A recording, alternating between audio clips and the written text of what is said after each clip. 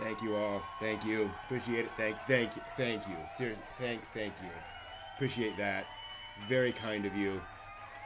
Welcome everyone to the Saturday anime stream. It's time to talk. Hello all. Hope you're having a good time. A good a good Saturday as we talk about anime and such. And as folks are coming in and getting used to things. Yep, it's nice seeing. Hey, Ginger, JJ, everyone. Nice to see COVID starting to calm down a little bit. Things getting closer back to normal. A definite relief.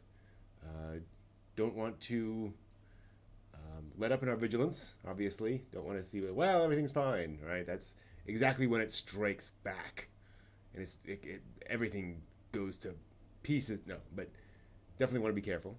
Um, but yes, nice to finally be able to go to a restaurant and sit down and do such as we were talking about earlier with some folks. Have you ever done a manga collection video? No, because that would be about 9 hours long. But it's a good idea. You all may have noticed the bookshelves are done. So finally got all those done last weekend actually. So all the wooden bookcases. Oddly, some of them came out very interestingly in terms of the staining. Like you can see, like these are all just like boards in a stack in the store, and yet this one's stained much darker than this one. Don't know why. Same one coat, just different. Yeah, for some reason they all, and you can see how like these ends are darker than the sides. So these are all pretty dark, but then like this one's fairly light. Don't know why. Just different woods, different times. Maybe some of them were drier than others. Who knows? But yeah, that's finally done. These will hopefully not fall down and crack and break on me like the old ones did. But yeah, bit of a relief that that's all taken care of. They're all the exact same lumber. Like they were literally. Well, I mean, I went multiple different times to the store, so they could have been from different batches, different things, and obviously they're not all necessarily from the same tree. But they were all stacked together, so it wasn't like I was doing anything weird. Actually, the ones on the far end are a different type of wood. I believe they are. I forget. These are pine, and then the other was another kind. But you can't really tell. But yeah, it's very odd that some of them just turned out very different. It was not cheap. This is not cheap. Each one of these shelves was about $30. Not bookcase. Each individual shelf was about $30. So yes, it turned out to be a lot more than I thought it would be. But they will last. These will probably outlive me if all goes well, because it's just it's wood screwed together securely. You know, it should last a good long time. So yeah, expensive project. Not recommending it for everybody, but and the problem is they're 12 inches deep. 12-inch boards are much more expensive than 8-inch boards, 6-inch boards, right? Those are just a very unusual thing, and that's the depth of a bookcase. So if you want to actually store, and again, if all my manga were this size, that'd be one thing. But when you've got Akira on there, it's like you need the depth. So that was the problem. But that was also like how I spent, for lack of a better term, that was like my project money, right? Like I wasn't buying video games, I was buying that. So I'm okay with that in terms of an expensive project. But meanwhile, it could have been Poplar. Yeah, you're right. Let us go ahead. I want to talk a little bit about something I love. So we're going to do that because I want to talk about Battle Athlete's Victory. This right here is a frame from Battle Athlete's Victory. Normally, when I talk about anime I love, I like to sort of flip through different moments in an anime, which is going to be very hard with this one. I'll probably be skipping around a lot because Battle Athlete's Victory has a very distinct style to it, and a lot happens in it. It is set in the very far future during a Olympic-style event only open to girls to become the Cosmo Beauty, basically sort of an Olympics where whoever wins all the competition is crowned the Cosmo Beauty and is the most popular person like in the world. Very silly, very ridiculous. Actually, based on a Sega Genesis game, I believe. There was sort of a sci-fi Olympics game, so the plot was not really all that complicated. Battle Athlete's Victory is about this girl Akari Kanzaki, and the various trials and tribulations she goes through as she tries to compete in this competition. And one of the things I like is you get to meet all of these other folks in the competition as well, and get to know them, but also find out what's going on with Akari, because this is a sports show, but one in which the main character is not good at sports. She's obviously able to compete, but she is like one of the lowest ranked in the school, in the competition. It's not really a school, but it's anyway. So you have all of these characters all involved in a huge number of different sports, swimming, bicycling, all sorts of things. And Akari has the complexity that her mother, Tomoe Mido, here, was the previous Cosmo Beauty, or was, 20 years ago before Akari was born. And so there's all this pressure on Akari. And when Akari fails, folks are like, well, your mother was the Cosmo Beauty and was like effortless in it. Why is this a big deal for you? Because she's not her mother, right? So she's dealing with a lot of that. And what's interesting about this show is how much it deals with the pressure behind trying to accomplish something. I'm not big into sports. Growing up, I was picked last for sports a lot of the time. I was never really a physical kid. And so I never really got why people enjoyed sports. And this is literally the show that helped me to understand that. It really made me understand that. I grasped the appeal of sport as a thing to improve you physically, mentally, so forth and so on. Obviously, we all know that that happens. But the idea that sport can be an organizing metaphor, the idea that it can improve you kind of spiritually, is a fundamental aspect of Battle Athlete's Victory. In this very odd setting, very odd world of this sort of sci-fi Olympic competition and all these weird things going on. I'm not even going to explain all that. Running race, I don't want to actually spoil that. And it can be a very funny show. It is a comedy a lot of the time. Battle Athletes is actually one of those anime where there's comedy, there's drama, there's character development. There's not really any romance, but it actually hits a lot of different genres all at once. A little bit of sci-fi, obviously, but not like serious sci-fi. Kind of until the end, but that's a whole nother thing. It is a show that manages to hit a lot of things very effectively, in my opinion. A 26 episode TV series.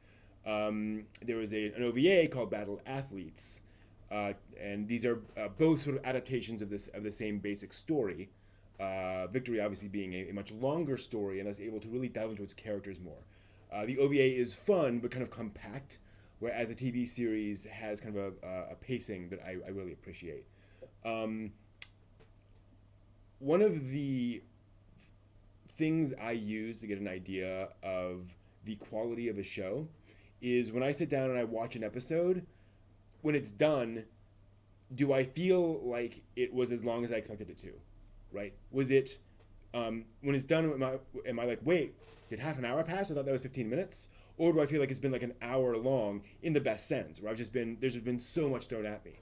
Battle Athlete's Victory felt very much like that. Not that it is an incredibly complex series, because it has a lot of comedy in it, because of all those things, it is a little bit more like popcorn. It's a little bit more of a confection than some other anime series. It's really heavy and serious, but that means that when the serious stuff hits, it hits harder. And that's one of the things that I think is very strong about this show, that it can be serious and you feel it, and it's real. So this is it's a lovely series. Again, it is very much about, characters competing against each other in sport, and what that can mean to people, and how that can change people over time. I found it to be really, really enjoyable, a really fun show, and just yeah, really, really a fun ride. So hope you found this useful. I'm sure it's out there on eBay and such. It was licensed and released in America a very long time ago, but hopefully we will see a new release soon. So those are my thoughts on Battle Athlete's Victory. Glad you liked it as well, Ginger Gaiden. I am with you on that, on how wonderful this show is. Really, really fun. So yeah, that was a really cool thing. You would love a sell for that show. We should talk. I have several, and I'm actually looking to take care of my collection a little bit. So we might actually make that happen. They are framed, so shipping is a problem, and shipping is a problem right now anyway. We're talking about this a lot. But yes, yeah, and there are real relatable character relationships. That is very true. One of the things I love about that show is that you get this sort of complex web of interrelationships. That's not quite true. The characters all have relationships with Akari, not so much with each other too much, except for Jesse and Isla. But yeah, that's how that goes. So yeah, there's some neat stuff there, and I love that ending. I love the first ending, not the second ending. The second ending is weird. Great moments in the second ending, but it goes in weird places. Welcome back, Jay. Good to see you. How y'all doing anime-wise? What have you been watching lately? I will get to the giveaway here in a moment. We just want to talk real quick about some of the anime I finished this week.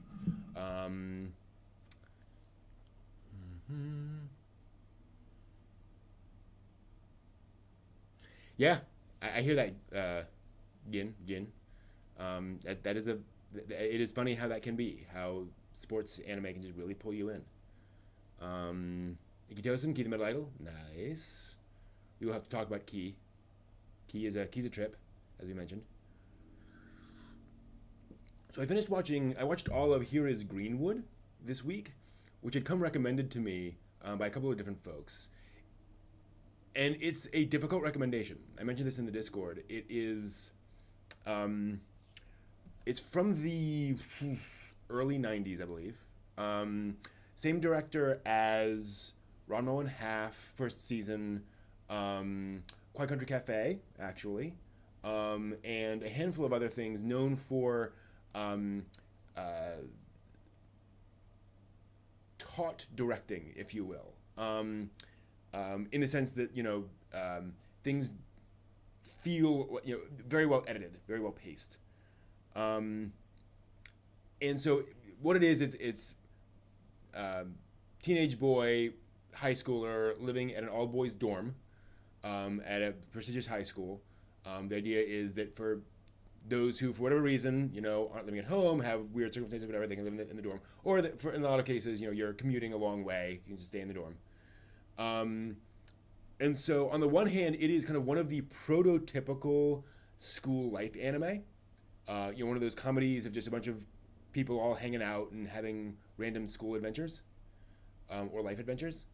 But a thing happens in episode 2, and stuff happens in episode 4 that I really didn't like. It really rubbed me the wrong way. And episode 2 in particular, I'm like, I don't know that I can recommend this to anybody because that's just really effing creepy. And it's tough.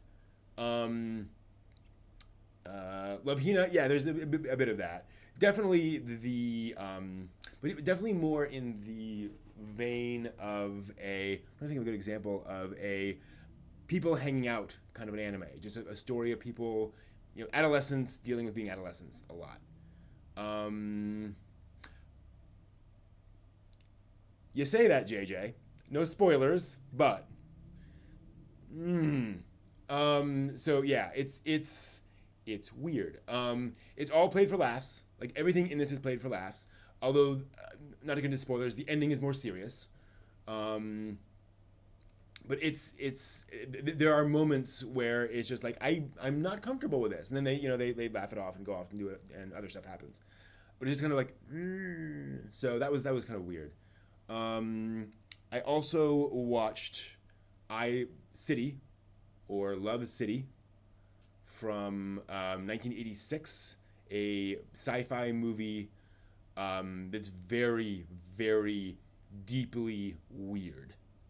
And we're all anime fans. We all have a high bar for weird. This movie's up there. Like, weird stuff happens, stuff gets thrown at you, there's some weird abstract stuff. It's trying to be kind of high concept. It's gorgeous animation. If you like 80s style action animation, those 30-foot leaps, people running around each other, all that stuff.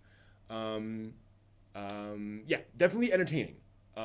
It was very interesting. It did have that problem with lots of the Dragon Ball Z problem where they'll throw lots of crazy stuff at you, and then you spend 20 minutes of all the characters standing around talking, and you're like, can we please just go somewhere? And the talking is just, ha ha ha, you have not defeated me. I'll defeat you now. No, you won't, because XYZ. Really? Is that true? It's like padding, very much padding. So that's a little bit. So be aware of that. Again, it's common in anime, so I'm not complaining. Just one of those things.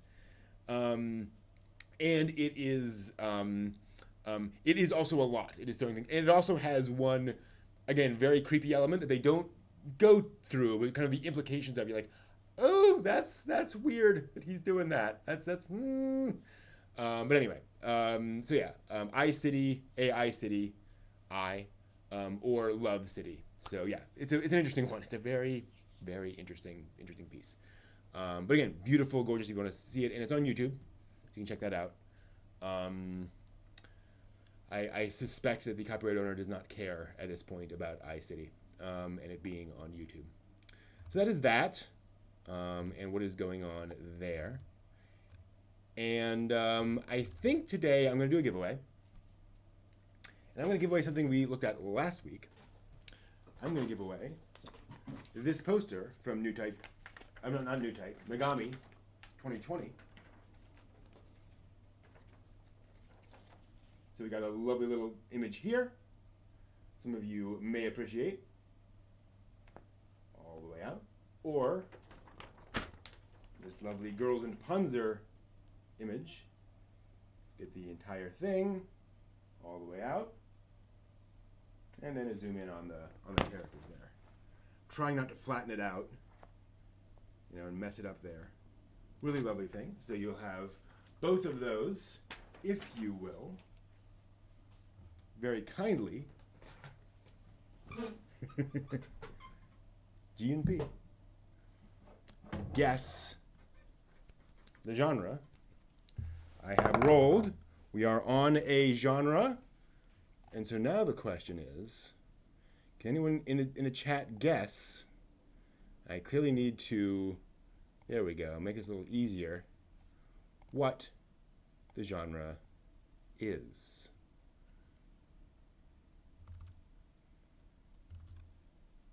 No one's got it yet.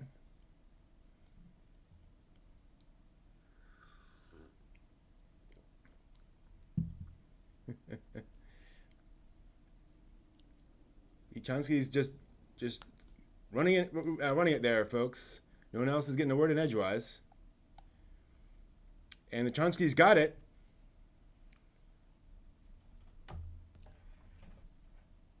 It is indeed, shonen. Well done. Do me a favor and tweet or Slack me or tweet or Discord me your mailing address, and I will get that right out to you. Thank you very much and congratulations. That poster will be coming your way shortly. Yeah, that'll be going. Maybe some of the other posters from that magazine will be giveaways in the future, perhaps. Not the worst thing in the world, perhaps. So yeah. Okay. Meanwhile, let's see what else is going on here. It's weird. Do you hear that?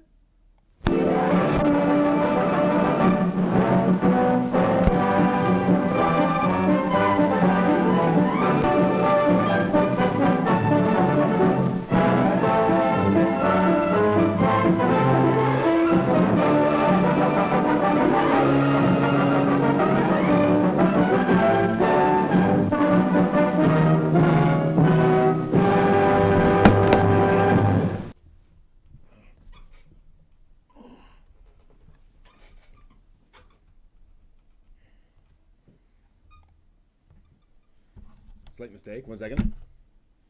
Slight issue. Coming back online. There we go. It's all good. We live. But I seem to have lost. There it is. Good. All right. Let's get this started. Ah! Sorry. 1 second. Hello, and welcome to the latest anime news for the week ending June 27th, 2020. This week is a pretty heavy one for anime announcements, and it was a big week for video game announcements as well, so it only makes sense that some of these things go together like peanut butter and chocolate for those of you not allergic to peanuts or whatever. Our first two new anime this week are both adapted from popular video games. First up, game developer CD Projekt Red revealed a lot of updates about their upcoming game Cyberpunk 2077 this week, including the announcement that the franchise will also include an anime series. The Netflix original series, sadly, titled Cyberpunk Edgerunners, will tell an original story set in the same universe as the game. Now, according to the press release, and I will quote, Cyberpunk Edgerunners tells a standalone 10-episode story about a street kid trying to survive in a technology and body modification obsessed city of the future. Having everything to lose, he chooses to stay alive by becoming an edge runner, a mercenary outlaw also known as a cyberpunk. End quote. The anime will be made at Studio Trigger, so this is definitely one to keep an eye on. It'll be directed by Hiroyuki Imaishi, who directed a few other Trigger anime you might have heard of, like let's see here, Gurren Lagann, Kill la Kill, and Promare. Several other main staff members from those properties will also be working on the new anime, along with staff who worked on BNA Brand New Animal and Little Witch Academia. So I'm sure a lot of attention will be on this. Sadly, the anime isn't set to premiere until 2022, so we'll have to wait quite a while. In the meantime, interested fans can check out the game, which is set to debut on November 19th. Also a bit of a wait, but at least a little bit earlier, you know. The second video game to get an anime this week is a bit more of a niche title, but no less beloved by its fans. Square Enix's The World Ends With You. An official teaser website revealed the news on Friday, and further information will be announced during next weekend's Anime Expo Light. Love that art style, by the way. In fact, the physical Anime Expo guidebook was going to have The World Ends With You art on the cover as pictured, and I guess now we know why. Definitely makes sense. The action role-playing game debuted on Nintendo DS back in 2007. It's set in modern-day Shibuya, or modern day as of '07, and includes elements of urban fantasy and an emphasis on elements of Japanese youth culture. In the story, a group of teenagers are brought to an alternate plane of existence and forced to play an unknown game, capital G, to determine their fate. Meta. The game also inspired a smartphone version in 2012 and a final remix version for the Nintendo Switch, which came out in 2018. So definitely some excitement around that property in recent years. Next up, a reboot of a franchise from the 90s updated for the modern day, which of course means it now has a super long title. A new manga is coming based on 1997's Battle Athletes franchise, and it was announced this week that the manga will also have an anime adaptation. So cool. The new manga, titled Pale Blue Dot Battle Athletes Victory Restart, because light novels have apparently ruined us for normal anime titles, debuted its prologue chapter on Friday, and will launch its first two chapters in July. It'll tell a completely new story set 100 years after the first series, still featuring elite athletes of the distant future competing to become Cosmo Beauty. I'm a big fan of the original Battle Athletes series, so this is fun news for me. The original Battle Athletes included both an OVA and a television anime, both debuting in 1997. The series featured a retelling of the story of the OVA, but with obviously differences in plot and characterization. The franchise also included manga, video games, novels, and radio dramas. Significant little mini franchise there. Now, a website also opened this week to announce that Toei Animation is producing a television anime adaptation of the children's novel series Fushigi Dagashiya Zenitendo. Hope I'm pronouncing that right. Probably not. Written by Reiko Hiroshima and illustrated by Jadya. The novel's story centers on the mysterious candy and snack shop Zenitendo, which only lucky people are able to find. The shop's proprietor, Beniko, can recommend the perfect candy for each person's troubles, but be careful, as the people who eat or use the confections incorrectly might find things don't turn out quite as they hoped. The series' first volume debuted in 2013, and Kaiseisha released the 13th volume this April. So, definitely significant. The novels are also inspiring a segment in the upcoming toy manga Matsuri omnibus film, which was scheduled to premiere in April until it was indefinitely delayed because of, guess what? That's right, coronavirus. Hope to see more of that soon, however. Now, if you're looking for something short to watch right now, how about a Kid Ninja? Because we can never have enough of those in anime, apparently. The first episode of a short net anime based on the Nintendo Switch game Ninjala began streaming this week. The free-to-play multiplayer action game also launched this week, made by Gung Ho Online Entertainment. The game is, and I quote, a morphing ninja gum action game, gum, not gun, that allows players to blow bubble gum to craft weapons and use the unconventional fighting method ninjutsu. Which, end quote, which to be fair, sounds downright bizarre, but the game is actually quite cute and well reviewed. It looks fun. The anime adaptation, subtitled Blood of the Shinobi, features young boy Vaughn, who is given a special ninja gum by his father. He finds out that the blood of the shinobi runs in his family, and that chewing the gum will allow him to unlock his hidden ninja powers, because that's clearly how that works. The first 10-minute episode is streaming on Ninjala's YouTube channel in both English and Japanese. Very nice. So if you're looking for some gum-chewing ninja fighting action, give it a try. And again, Ninjala does look cute and fun. Our last new anime announcement for this week, at least. Everybody remember everything so far? We're all clear? All right. Animator and illustrator Lone Draw announced this week he is producing a short theatrical anime film as a part of his multimedia project, Project Common. Not much was announced beside that, so we'll have to wait for more specifics in the future. However, the theme of Project Common is to, quote, express the true Lone Draw. The illustrator said he wants to find his steadfast self, explaining, this project is to find the true Lone Draw, whatever, with myself and everyone. Creator from Lone Draw's Flat Studio, which he founded in January of 2019, are contributing to the project, as well as members from the Kotsu Kotsu story production team. Lone Draw previously created the original character designs for the Tsukigakure anime series, as well as the character designs and front cover for Yori Sumino's I Want to Eat Your Pancreas novel. Which, yes, that's actually a thing. It's complicated. All right, now that does it for the anime announcements, at least for this week, which means what's next? That's right, online event announcements.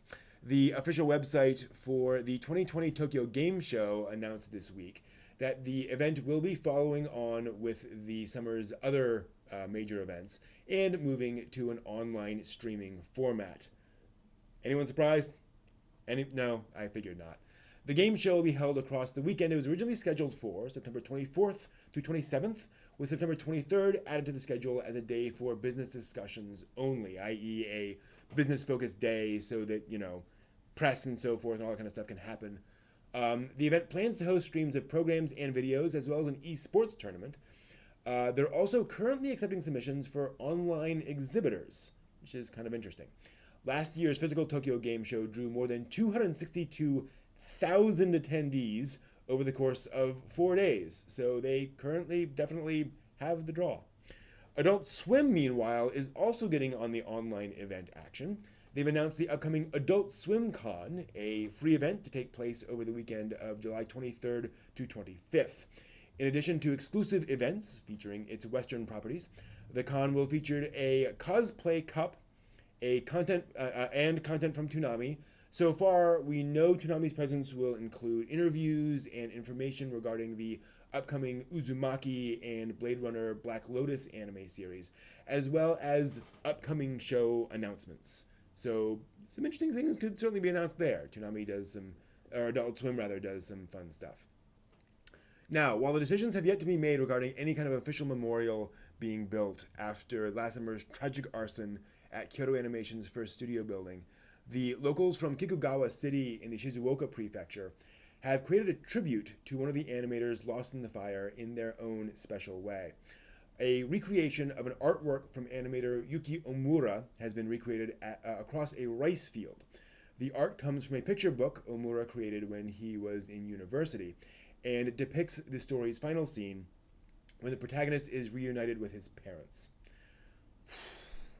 Kikugawa's Tanbo Art rice field regularly features artwork created from the rice growing in the paddies, so this is an ongoing thing. Apparently, Omura himself used to enjoy visiting with his family to see the artwork, and the new tribute to Omura's work was created using 10 different types of rice plants, some of which were actually planted by Omura's parents.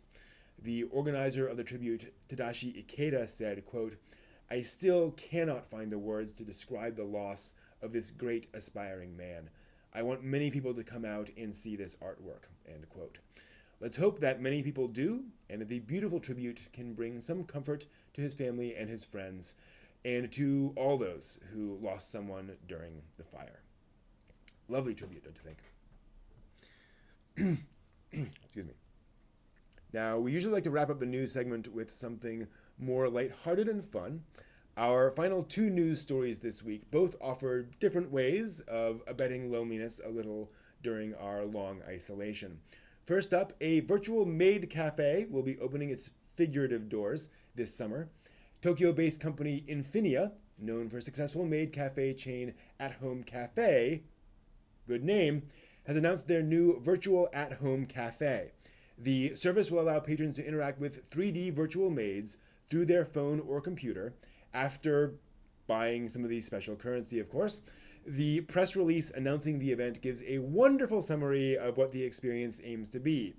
Quote, "You access the virtual space from your smartphone and transform into Goshujin-sama or Ojo-sama, master or lady, in an avatar. Then you can enjoy conversations, playing games, and taking pictures with cute maids who have become virtual characters through Virtual at Home Cafe, which has evolved over the past 20 years since the birth of the Maid Cafe. We will bring the ultimate virtual moe to you," end quote. Finally, if anybody watching this happens to have a spare $40,000 lying around, have I got the announcement for you. And yes, that's 40,000 US dollars, not 40,000 yen. Right Stuff opened pre-orders this week for the North American release of the life-sized figure of Rem from ReZero.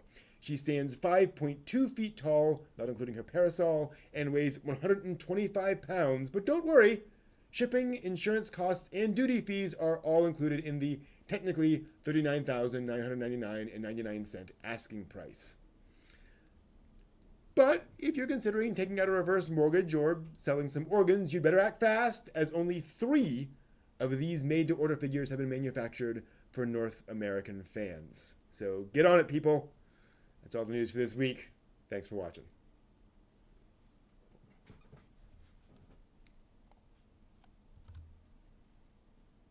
Yeah. Oh, yeah.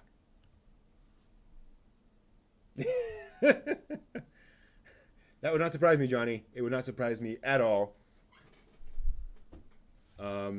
Not one bit. But meanwhile, I think we need to talk to the man on the street about this. Or not on the street, whatever. We need to have a discussion about these things. It's very important. Very serious. I think it's time we brought in our expert, the man, JJ. One second. For some reason, nothing is working on this end. Hold on. Why is that not working? No, it's not doing it. Hold on. Wait a minute. I just want to unmute, but it's not happening. Okay, 1 second. There we go. Huh? There, that, and ha ha ha ha. All right, Huh? we'll make it happen. We'll make it happen, everyone. There we go. Am I there? Or am I not there? I think you're there. I'm there. There's me. And oh yes, thank you, Kira. I am still wearing the hat. Sorry. There Exactly. we The go. hat is back. The hat is back. My kitsune hat is back, or was. Or was, yes. All gone now. It's all Um, gone. yeah. Well, not much of an improvement, really. Um, No comment. um, uh, you know, I've got this $40,000 laying around, and Hey! I'm just thinking, Rem with a parasol might be the thing to do. Mm-hmm. Maybe that's just me. I don't know. Yeah. Okay. All right. So I'm going to ask a question. And we've talked And about I'll this a bit probably before. provide. Wait a minute, is it after 10? Oh, that's right. Okay. And we're talking, keep it family friendly. these will probably be bought by either, Elon Musk, as Johnny pointed out, Right. or, some otaku who owns a store who's like, I want it, period, and I'm going to put it, in the lobby. Here's a question. Understanding it would be absurdly expensive, Yeah. how much would you pay?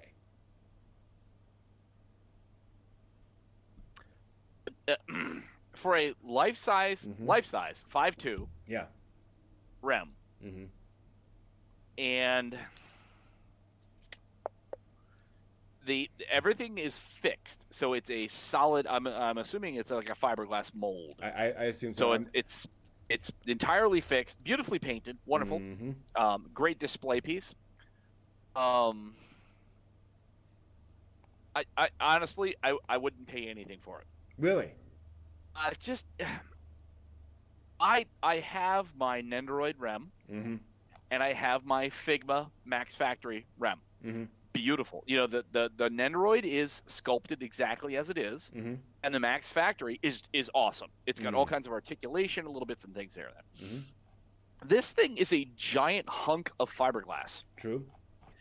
And while that's really, really cool, if I had $40,000 just sort of laying around, like I could pull out of the couch, I think I would find something better to use with that. Well, that's what I'm asking, though. It could be $100. It could be, Now, if it was $100, 5'2", Mm-hmm. Fiberglass, all this sculpt for $100, I seriously think about that. But anywhere north of basically 250, that's insane. And then anything south of 100, it's probably going to be made out of old cardboard and kind of weird stuff that it's not going to hold up.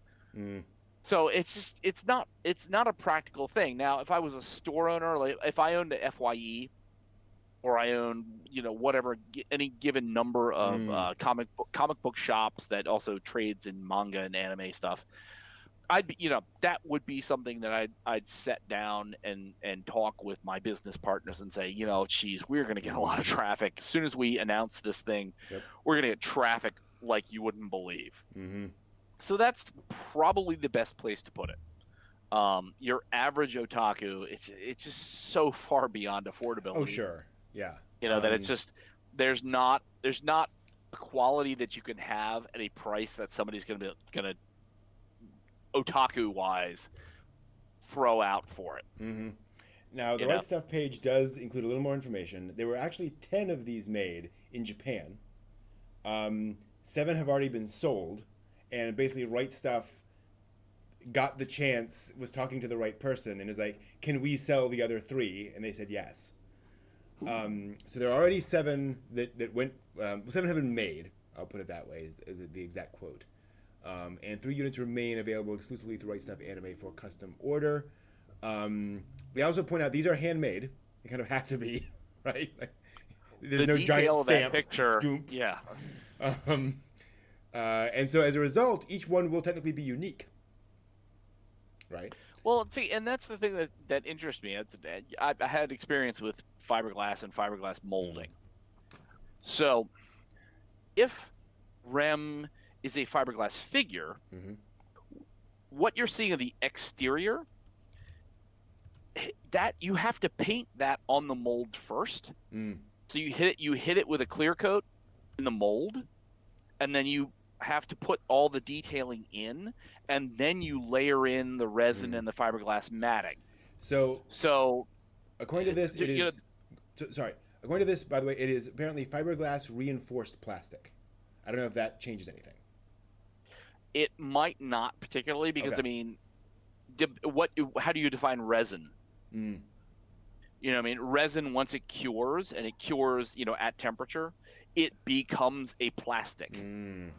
So, you know what I mean? And it's like the easiest thing to do when you're producing a figure of that size is you have a master mold, and then you clear coat that so you have something that releases from the mold, and then you do all your coloration, all your detailing.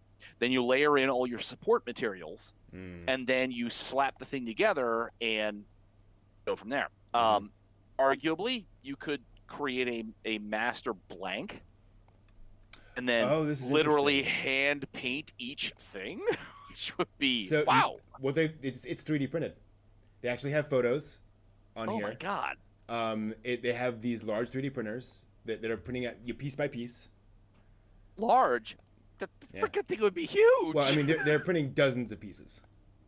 Damn. According to these. But in color? All the color detail, or just a blank? Plain white. Yeah. Okay. And then they are assembled. It shows him, fiddling with the stuff.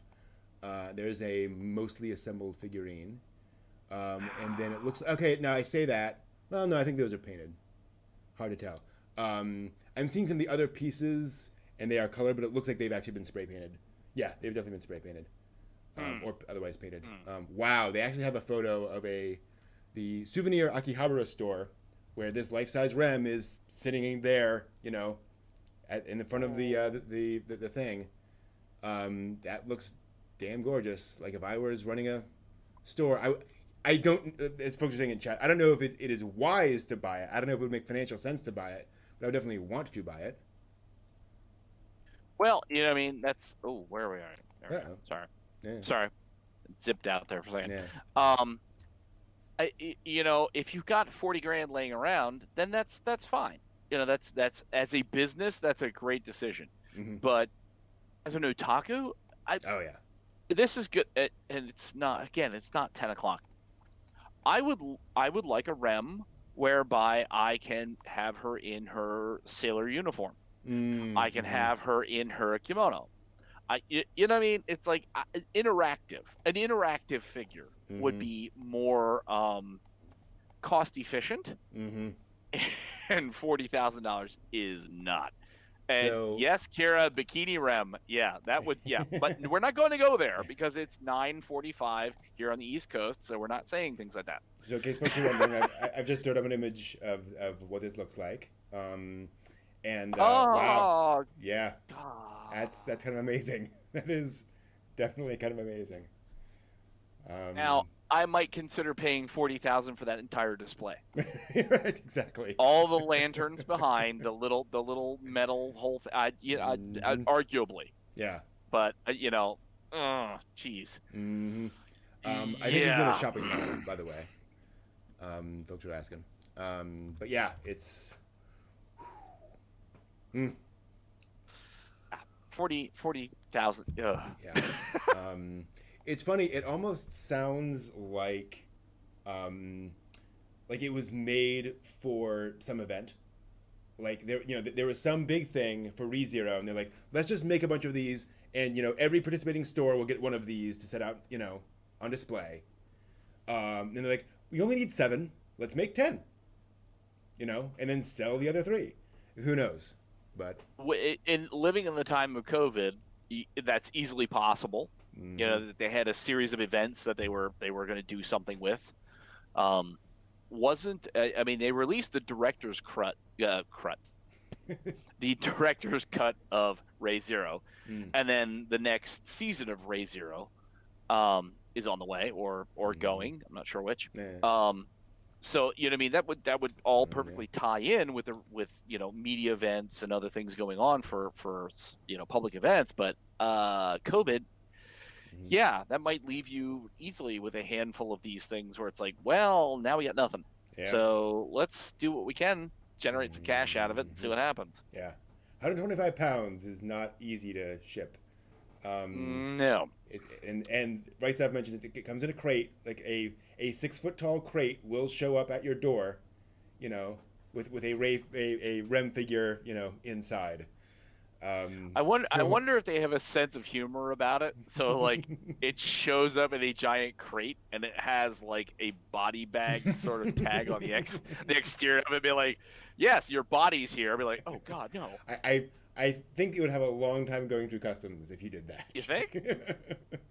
I'm assuming that given the linear proportions of the figure, the picture you showed, Mhm. I'm gonna guess that the parasol must be in parts. I suspect the parasol is actually removable. Like you just slide it out of her hands, and then that Yeah, but just packs next to her. do you think it's a real parasol, or do They you say think it is. They say it is actually a traditional. Like they've sourced a traditional Japanese handmade parasol. I was gonna say, because you're shipping a coffin, having something that's a giant round thing doesn't really fit in a coffin very well. Mm-hmm. Yeah. So Yeah, that's some see shirt for costs your for that and all that. for your $40,000, you get a lovely traditional Exactly. parasol. Yes. That makes it all that thing alone is worth $39,999 Right. dollars. Sadly, not eligible for promotional discounts. Damn. I know. Can't save $5 off your 40,000. No, wait a minute. If I use DHL, I can get a 10% discount on shipping. Yeah. Shipping. Mm-hmm. So I'm still gonna have to pony up a hell of a lot of money. Mm-hmm. So, I do wonder. Let's see here. and This yes, is Gorilla. interesting. I'm not. Gorilla was saying I look like I'm using a Game Boy camera. No, this is what happens when you're trying to stream like live, and bandwidth is not infinite. Mm-hmm. So. Wow, the total weight of the crate and figure is 311 pounds. Whew. Damn. Yeah, and can only be shipped to the U.S. because of licensing, right? Like they say, due to licensing and contract restrictions, this product can be sold and shipped to North America only. Because I'm sure, again, there are 7 of them in Japan that are going to particular places, and they're like, we're not going to cross the streams. Like that's, yeah. I give you 6 months before you have that shipped directly from China to the U.S. For a mere $5,000. Exactly. Yeah. And well, not to say that's right necessarily, but again, this is one of those things we talked about before. Very specific Chinese copyright and trademark regulations say if you are not filed in the completely, filled out forms, cross T's, dotted I's, etc., kanji, hiragana, katakana, whatever, that those things are totally legit. You can go ahead and do entirely that. Maybe that's my way of getting a $200 giant Rem. Oh, go to jail, Dad. Yeah. What am I doing? Yeah, it's interesting. It's a thing. Yeah. So Anime. So if you're not going to buy the $40,000 figurine, will you go to the virtual maid cafe? That's the question.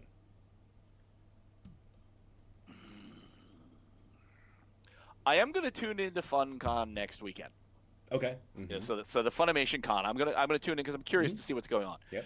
I know GalaxyCon has just been going absolutely bananas with stuff. They have had Voyager cast. They've had Deep Space Nine cast. They've had they had Shatner. They've got a lot of the next gen cast.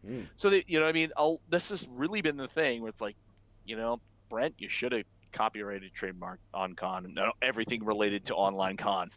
That would have made you a trillionaire. If only that's how copyright works. Yeah, I know. It's just a shame because you really could have made Bezos your like houseboy. Be like, Bezos, get me a coffee. Yo, Gates, go over there and fix that. Do that thing. I'm reading Steve Alpert's book about doing business in Japan, and he says the weirdest thing is getting used to the fact that in America, you sign a contract and you obey the contract, and if you agree to something, like you've agreed to that, right? Like if as long as you've said the words and made it clear that that's what you want to do, that's your word. He said in Japan, routinely people will promise things and they just never deliver them. And routinely, folks will just say, "Oh yeah, we have a warehouse to do that," and they have no warehouse. What's important is the relationship. It is so people will say all sorts of things that are not true yet, or are not technically true. But as long as you are maintaining a good relationship, and as long as that relationship works out, and as long as you like deliver on the important stuff, no one really cares if you lie. So it's really weird. And he said it's common in Asia too. Like it is apparently just a thing. And he said so he would watch the head of Takuma Shoten, the parent company the Studio Ghibli is under, just get up and just talk about all these things that he knew wasn't true, and everyone would just stand there and go,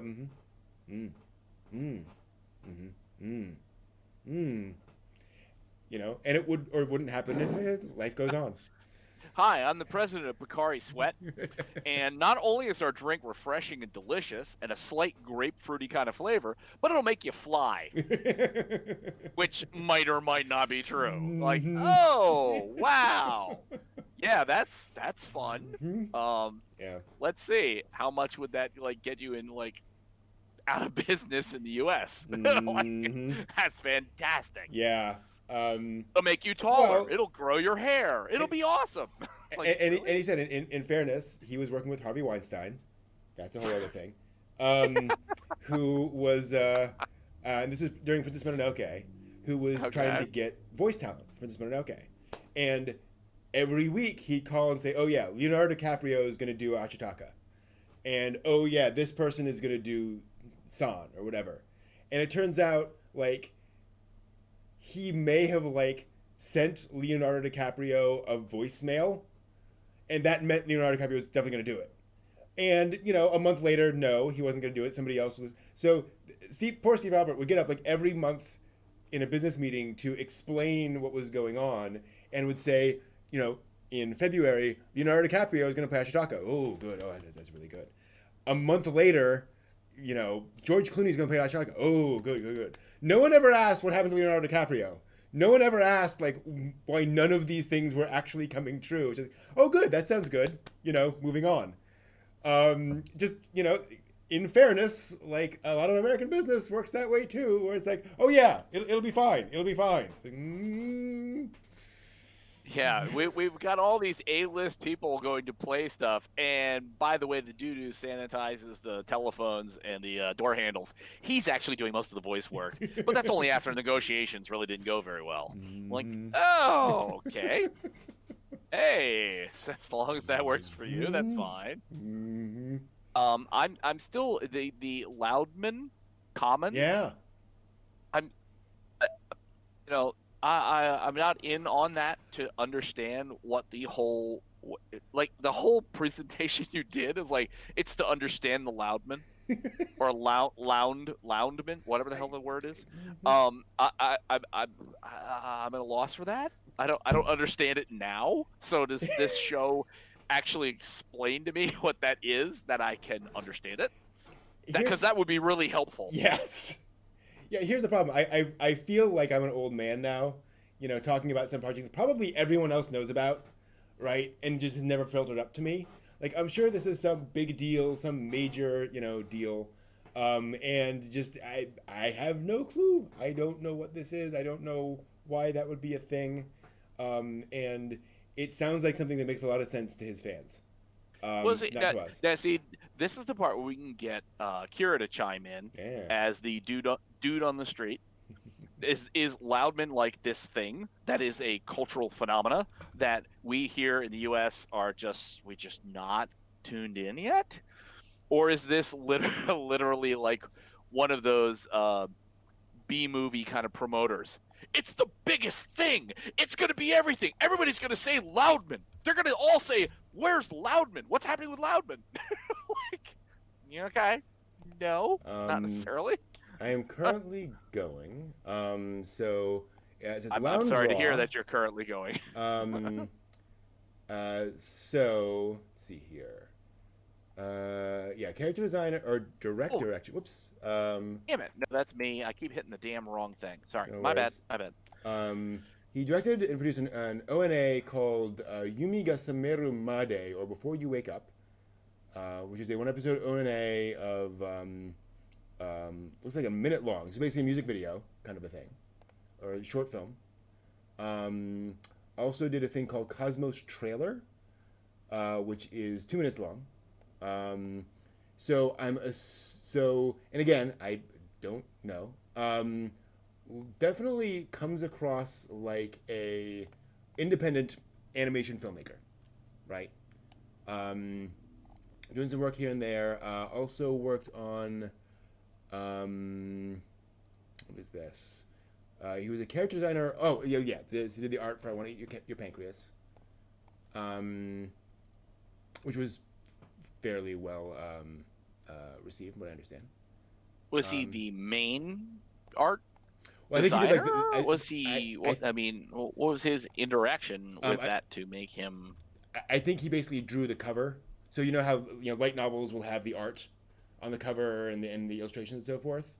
I think that's what he did for the original novels.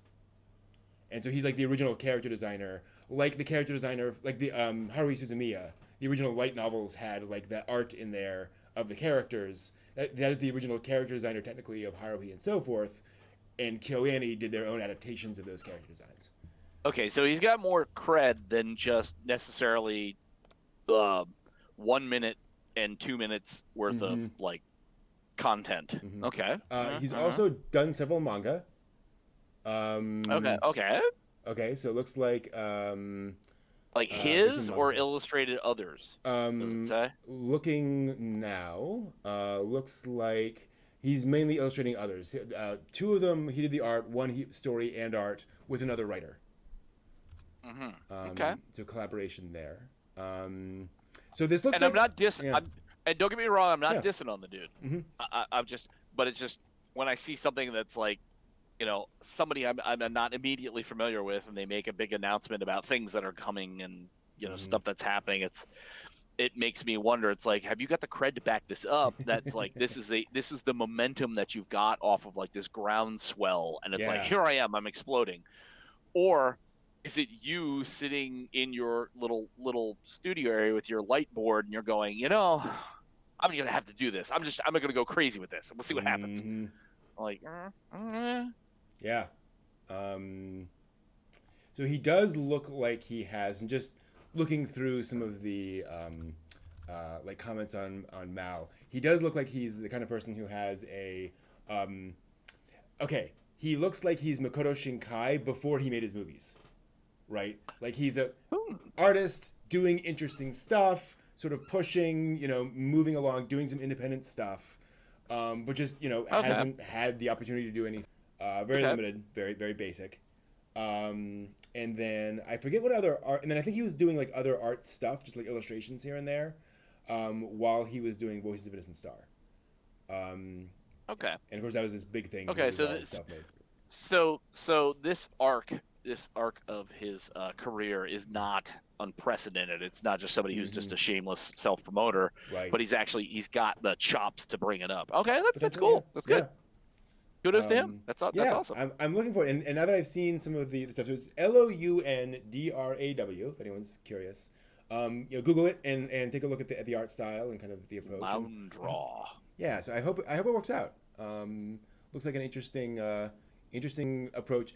I also wonder if you're an artist and you draw, anime girls, cute anime girls. How do you stand out from the crowd? How do you take things to the next level? I would argue one of the good ways of doing that is to say, I'm going to do a multimedia project where I'm going to try to kind of define my style. I'm going to try to figure out what it is that makes me unique and put that into this project. Fans come along with me. This could be a really, a clever kind of new media way of getting people's attention and doing something that is not the norm. Well, Brent, it's 10:02 on the East Coast. Mm-hmm. So I'm just going to head and say it. Okay. You want to differentiate yourself here for other people? Naked people.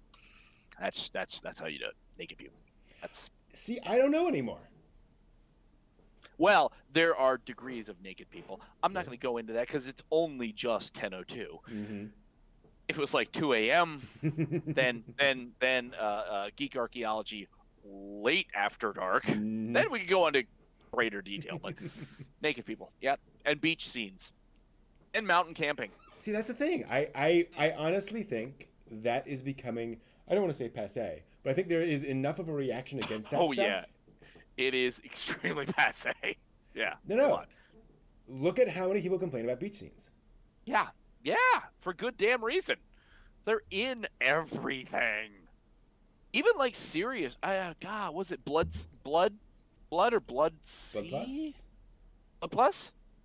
I don't know. I think there's even some beachy things because I saw there was a discussion about what was horror anime, and one of the things it showed an image. What I swear it looked like people were in bathing suits, and I'm like, really?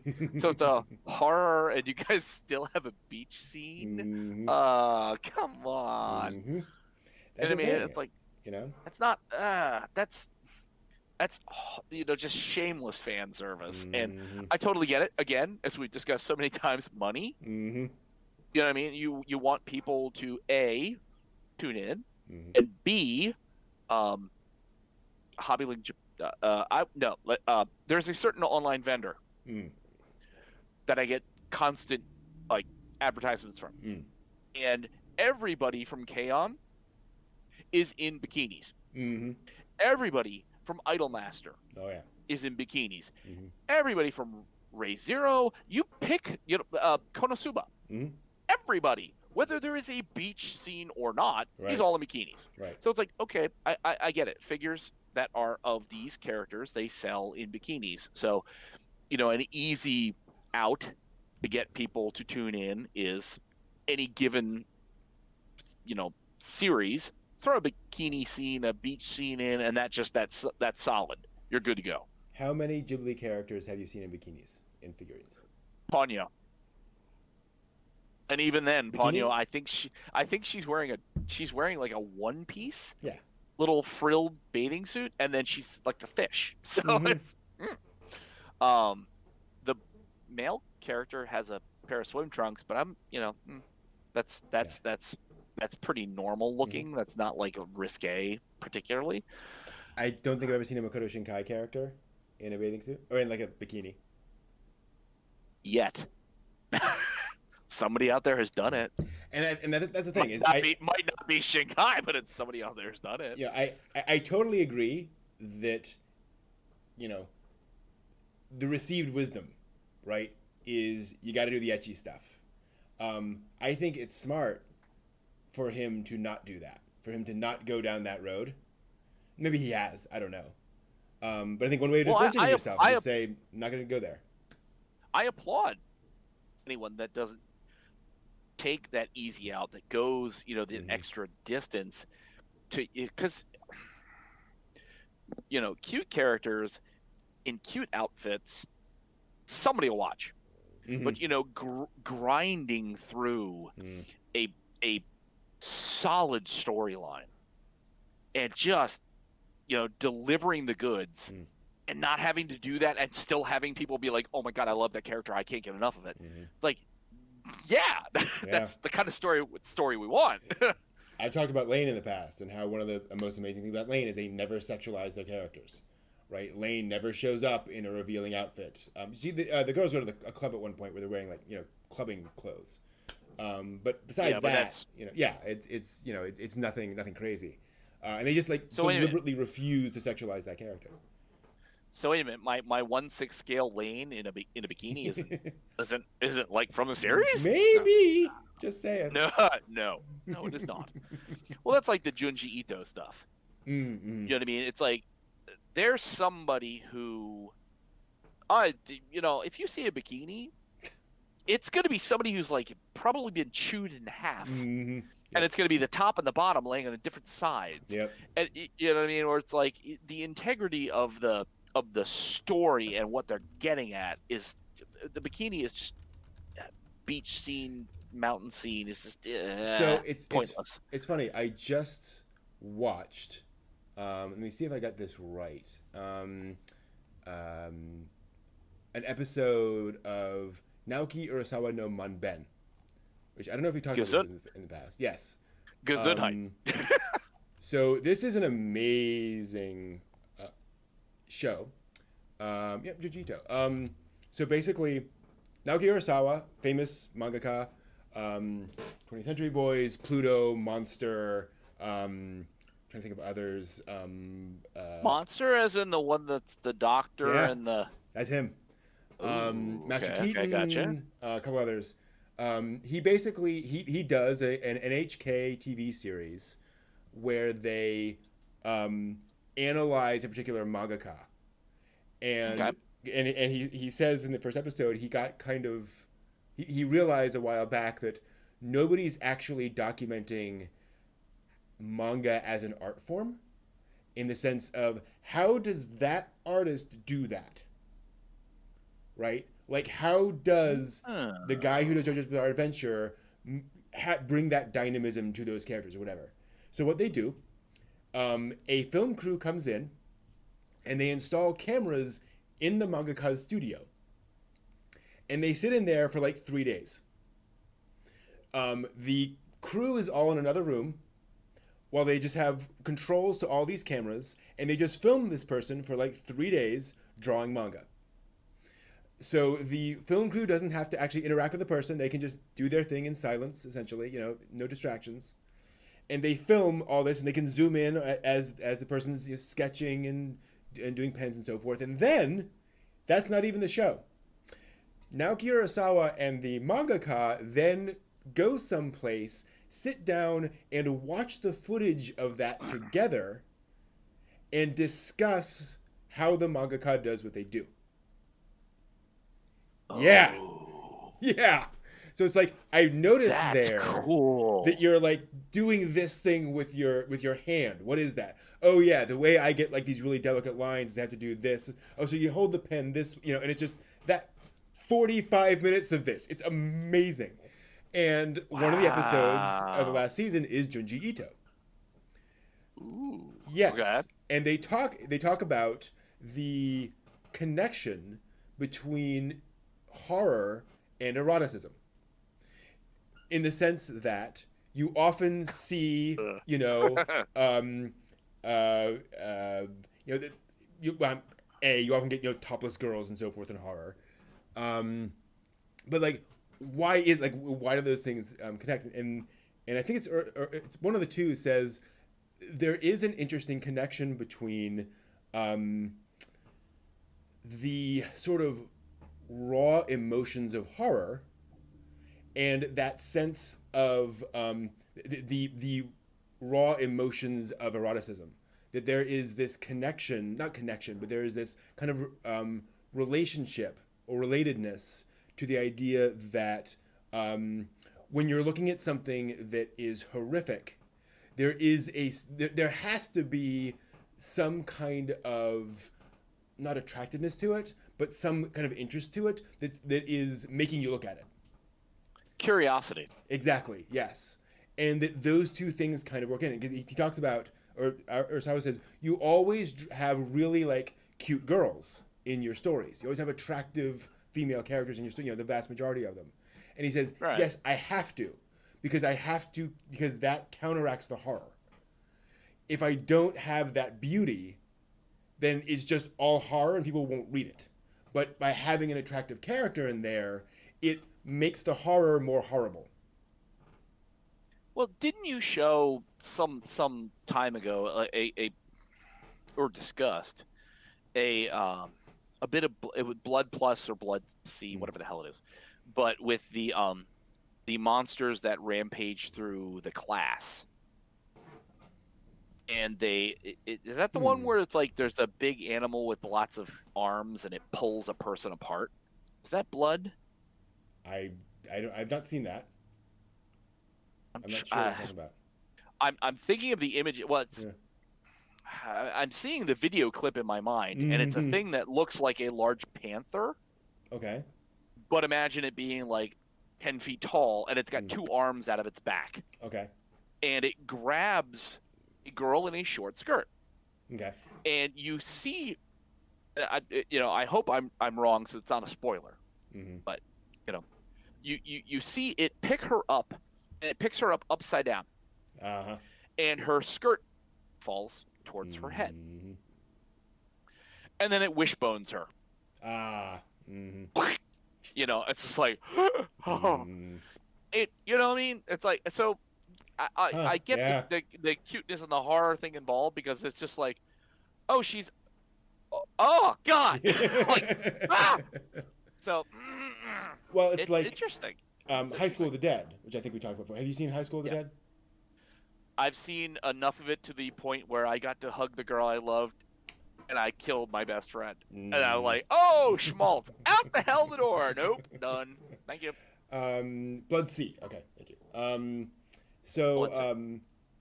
Um, that was my problem with Thank you, High School of the Johnny. Dead. Yes, that High School of the Dead does that. Like they definitely intersperse sexiness with horror. But for Yeah, me, for some reason, because I think because the sexiness is so blatant, because it's so in your face, it did not contrast well. For me, there was just something about the fact that it felt kind of like we were talking about before. Oh, of course the character has a bikini figure. Of course, there's a cast-off version of the figure. It just felt like they were um, it didn't feel sufficiently subtle or sufficiently woven into the narrative to kind of evoke that right. reaction. It's just that that's out of place, right? But it's interesting that it does. There is that those sort of those two sides of it. Well, it's one of those things. It's like you see from Shirobako Mm, and Kagushigoto this mm, this this current season mm. where they discuss editors. Right. Now, Shirobako, you see how a lot of other things are flying around in the sort of sphere. Kagushigoto, the editor is genuinely sort of played down, Hmm. Hmm. but you can easily envision, and again, one more time, money, Hmm. that you would have somebody who is the representative of the company that says, this is brilliant, this is a great story, readers love it. Is there a possibility that we could have somebody flip their skirt Yeah. Hmm. Oh yeah. because we Oh we yeah. think that might get a little bit more sale? Do Hmm. you think that at the end of this, you've got this great big arc and there's so much going on, it's so intensely emotional? Hmm.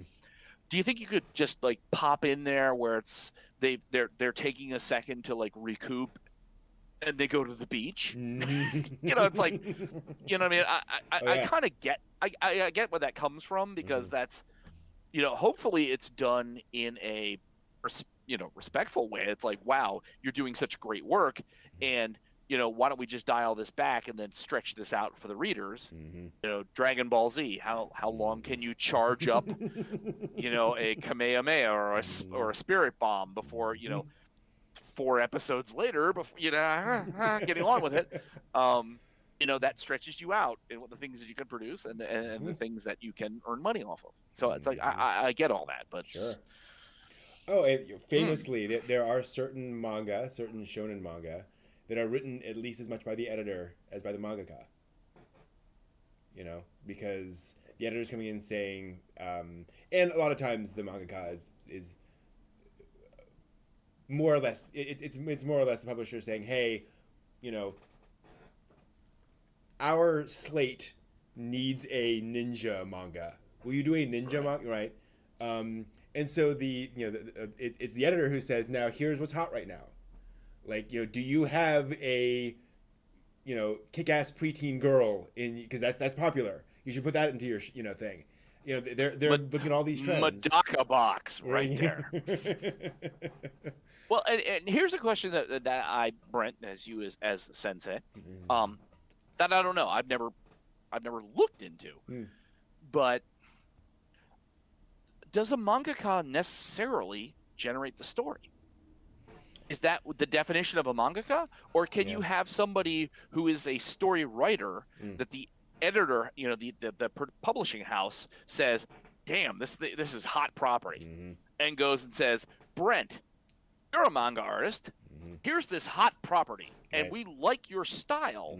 So now just do all this." Yeah. Oh, and then you do it in your style, and then they come back and they say, "Well, that's okay, Brent. We love your style, except for, you know, these 6 pages. We need this to be different." Yep. It's like, is that a thing, or do mangaka, like, are they story generators as well? Where it's like when somebody comes back and says, "I need to change page 6," and you're like, "Hell no, that's just exactly the way it goes. What do you want?" So it varies. Tell me. And it varies based on seniority. Shocker. Go figure that. Yeah. So from what I understand, and again, it varies by publisher, it varies by artist, all that kind of stuff. But the typical process is you submit your manga submission to Shonen Jump, right? And every month they get 1,000 submissions from, you know, kids across the country, and they winnow them down, and, you know, one of them gets featured and shows up. And so your manga, your one shot, you know, your single issue thing gets published in Shonen Jump. Yay, congratulations. Here's your, you know, 20,000 yen or whatever. And this is story and pictures. Yeah, this is completely original. It has to be so this original. This is not just some kid saying, "Look, I can draw stuff," and then sending it to Shonen Jump. No, and that's part of the thing is you are proving that you could be Akira Toriyama, that you could be whoever, that you have the chops to do a Shonen Jump, you know, story. But then here's what happens: the publisher comes to you and says, "That was great. You're a great talent. We're definitely going to work with you in the future. Here's what we're looking for. We're looking for, we would love to publish a slice of life story about 4 girls. One of them's, you know, a bit of a klutz. One of them's serious, and the other 2 are up to you. Do you want to do that? Does that interest you? Okay. We're interested we can also do this more action-y thing over here. We're interested in doing that." And here's the thing: if you refuse, they'll go, "Oh, okay. Thank you," and walk away. And they're getting these concepts from the editor, from the research, publisher. Or from a variety of places. It is sometimes it is, and again, this is something that no one talks about, but just sort of understanding through context. But some of it is, you know, we want our magazine to feature this breadth of material, and, you know, all of our mangaka have been pushing for this, and we want to kind of broaden ourselves to do other stuff, you know, or, you know, we've always had a magical girl story, and the magical girl mangaka has stopped her magical girl story, and she's going on to something else. We need a magical girl story, whatever. All these various things, or in many cases, like, exactly to your point, it's fantasy's hot right now. Isekai's hot right now. We need an isekai story. Somebody do an isekai story for us. So. I see that. Yeah. So that's the thing, is that your first thing is usually much more dictated by the publisher to a, you know, not down to every single detail, but they'll say, here's what we're looking for, you know, generally. And then if you prove yourself with that, and that does well, great. Then the next thing, you can either come to them or you have more freedom with your concept. Depends on how things go. So, you know, you may do a thing and it flops within 2 months. So like, all right, we're trying something else. You do this for us. If you do that first thing and it's successful, and that goes for a couple of years, then your next thing you have a lot more freedom in. So it's all of those things back and forth. Now, given the salaryman concept, at least as far back as the 80s and early 90s, you know, sort of before everything went to crap in a handbasket, where you could hook in with a company, and then they might even send you to the punishment room till you can redeem yourself. Mhm. But they wouldn't get rid of you. They'd make Right. it bad enough that you might leave, Mhm. but they wouldn't necessarily get rid of you. Mhm. When you get hooked in as a mangaka, Mhm. is that in that context? Are you in like Flynn, so that Mm. your thing runs for a year and it was profitable? It wasn't super Mhm. great, it wasn't super terrible, but it was profitable enough. So then they now say, we've got, your story, that was fine. We've got somebody else's story who your artwork was popular. Sure. So now that you're in, Mhm. you're going to be a salaryman for us. You're going to do this thing. You're going to crank out this product. Mhm. That kind of thing? So Or not in that? there is some complexity there.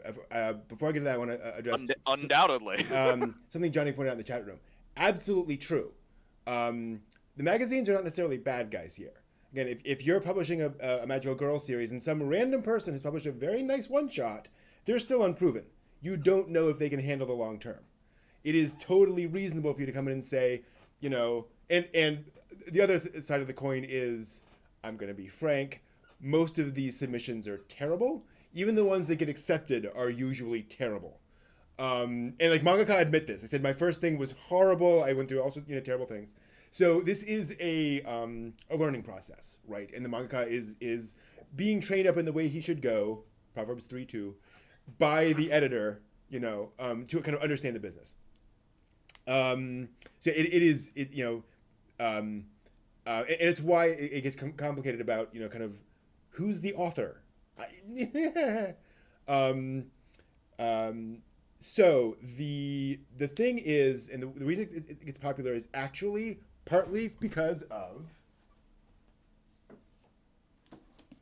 Shigeru Mizuki. It got popular because Brent left. No, wait, what? Wait a minute. Kitaro? Yes. Gege no Kitaro? Yes. So here's the thing. I'm on like episode 42 of Oh, yeah. Kitaro from like last season, and it just won't end. Oh, It's no, on, like, yeah. It's on like 70 now, and I'm like, just kill me. But go ahead. Yes, Gege no Kitaro. So Kitaro, when Mizuki started this, he started Kitaro for some publisher, and back then, the publisher owned the manga, flat out. Whatever manga was being published by the publisher, the manga owned the rights. Period. So now, they bought it flat out, like buying a book. Yep. Yeah, whatever. So they bought the manga, the rights, title, you everything all to it. Exactly. Now, Oh, this is like the Harmony Gold kind of thing, isn't it? yeah. Now, here's the thing. Like so many things, this was contracts Terrible? were vague. Contracts were, we have the rights to this thing, whatever, but it wasn't really spelled out in detail. So at one point, the publisher came into Shigeru Mizuki and said, "We don't want to pay you anymore, so we're firing you and hiring somebody cheap to draw Gegege no Kitaro. Goodbye." And he was So you fired. can get fired from your own stuff. Oh yeah, because it wasn't his stuff; it was the publisher's stuff. Oh God. So he marched over. Isn't this exactly like Laugh-O-Gram Films and Oswald the Lucky Rabbit? Even better. He then went over to another publisher who said, this sucks. I want to draw something for you. And depending on kind of the version you hear, either here the publisher said, just draw Kitaro for me. Just do it. What can they do? They can't prevent it from happening. They can't prevent the books from existing. Let's just do it. It's you created these characters. You deserve to do it. So he started publishing a rival version of Gegege no Kitaro, saying, "This is the manga from my heart. This is the thing that I created that you all love. You should read my version." And sure enough, people were like, "Those jerks in that first company! How dare they fire Mizuki from his own thing?" And this became a big, crisis. And so he was eventually hired back by the original publisher. And so this is one of many stories. This is not the thing that caused it, but this was one of the sort of big notable cases where publishers realized we can't get away with this. Like we can't just claim ownership of this because the authors can in the court of public opinion just run roughshod over us. So what happens is your first thing or your early things are generally owned more or less by the publisher, even today. So and they'll negotiate that in the contract saying, this is your first thing, we're trying things out, you'll certainly get paid, all that kind of stuff, but this is, that works out well. It becomes our property as a part of the exactly breaking you in process. And then your next thing, you negotiate a new contract for that. And so if the first thing did well, you can negotiate a contract where you have more control over the characters and you can go there. If you're super, super popular, like One Piece, say, you can go back to the publisher and say, hi, everyone, I'm going to renegotiate our contract terms. Do you want me to keep drawing One Piece? I think you do. You can either take my offer or go stuff it. Right. So that's what happens on a lot of these long-running super hits, where Ichiro Oda is one of the, I think he is the richest mangaka in Japan. He is very well off. He's like a millionaire, like in U.S. dollars. So he's a millionaire in like yuan, in like Chinese yuan, which means like $27 US. Awesome. So that's definitely a thing. And Jay, you're absolutely right too. There's also the anime and manga adaptations. There are a lot of folks out there who are just drawing adaptations of light novels. Right? Yeah. That's what they do. And that's fine. And they're like, this is, I get to take this fun story and adapt it into manga and do that for, a year or two, and great. So yeah, it's an evolution of kind of rights over time. It's interesting. Is it just the idea of like going to draw with someone else, your character from that got taken away from you, and then to go back to the people that took it away from you? That shows, I'm assuming, an element of like cultural nicety. Mm-hmm. Whereas, I would think that the average Western artist would say, you know what, Pound Salt, I hope you guys like fail because I'm over here now and I'm going to do this big over here and you guys can go bite me. Thank you. And I suspect, that was probably also one of those things where, whoever made that decision was not working at that company anymore. Yeah. They moved on. Yeah. Guess what? He had no idea what he was doing. He that bad actor, screw him. Come on back to us, right? Yeah. Oh, we totally were with you the whole time, but he was the one that held us up. He was the one that made all the decisions. Like, okay. Who knows? Sure. Yeah. Sure he was. Mm-hmm. Money. Exactly. And then you have so one of the other interesting things about Mamben is getting to see, like, one shonen artist. I forget who he does some pretty well known thing. He has 4 assistants, I think, with him, working every day. Junji Ito works alone. He has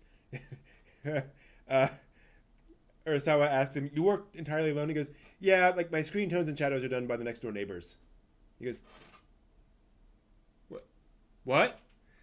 And he goes, yeah, my wife knows our next door neighbors and they happen to like have the skill to do that.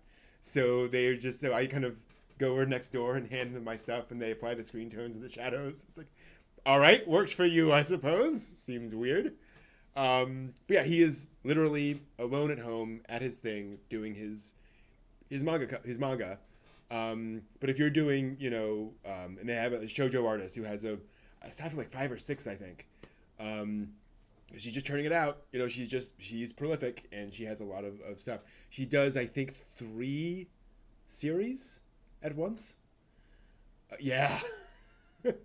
Like 3, are they vaguely similar or are they like drastically different? Pretty different. Like, they're all like, 'cause she's like a historical shoujo. So like different time periods, different things like that. Now like one's monthly, one's in I think two are bi-weekly, something along those lines. But still, So say if she did Sengoku collection, I got a letter to send to that lady, because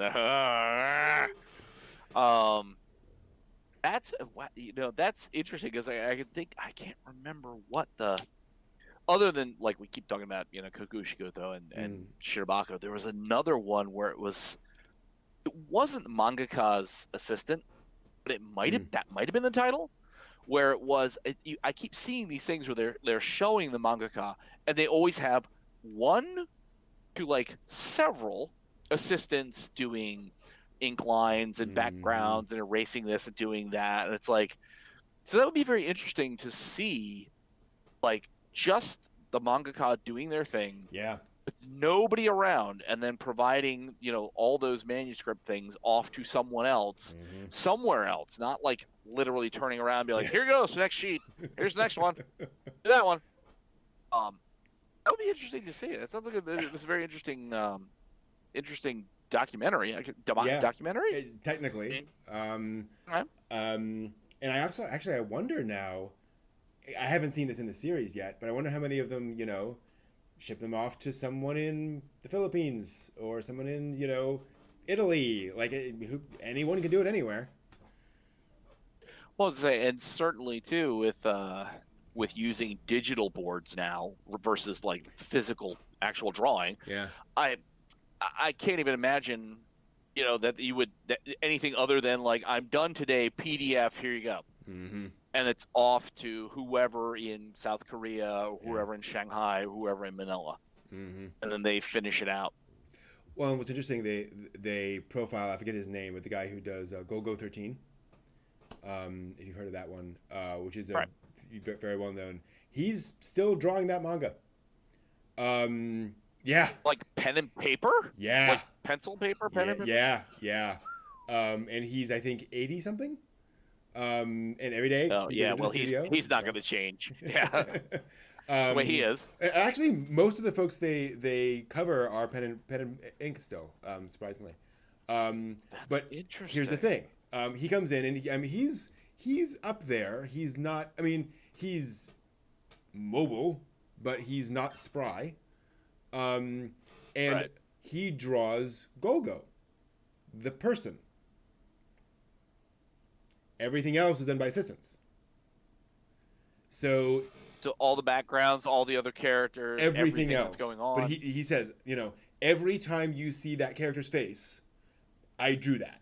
And as much as the body is, makes sense for the panel, whatever. But everything else has to be farmed out to other people because otherwise, like, there's no way that could get done, right? Because of just the amount of time it takes him to draw that at his age and so forth. And nothing against him. Yeah. He just doesn't have the physical dexterity to do that for at crazy speeds. Well, and here's the thought too. When you have a long-running series that has a great deal of popularity, like voice actors, and the Simpsons is a fine example of that. You can't replace Troy McClure. You can't replace Mrs. Krabappel. Yep.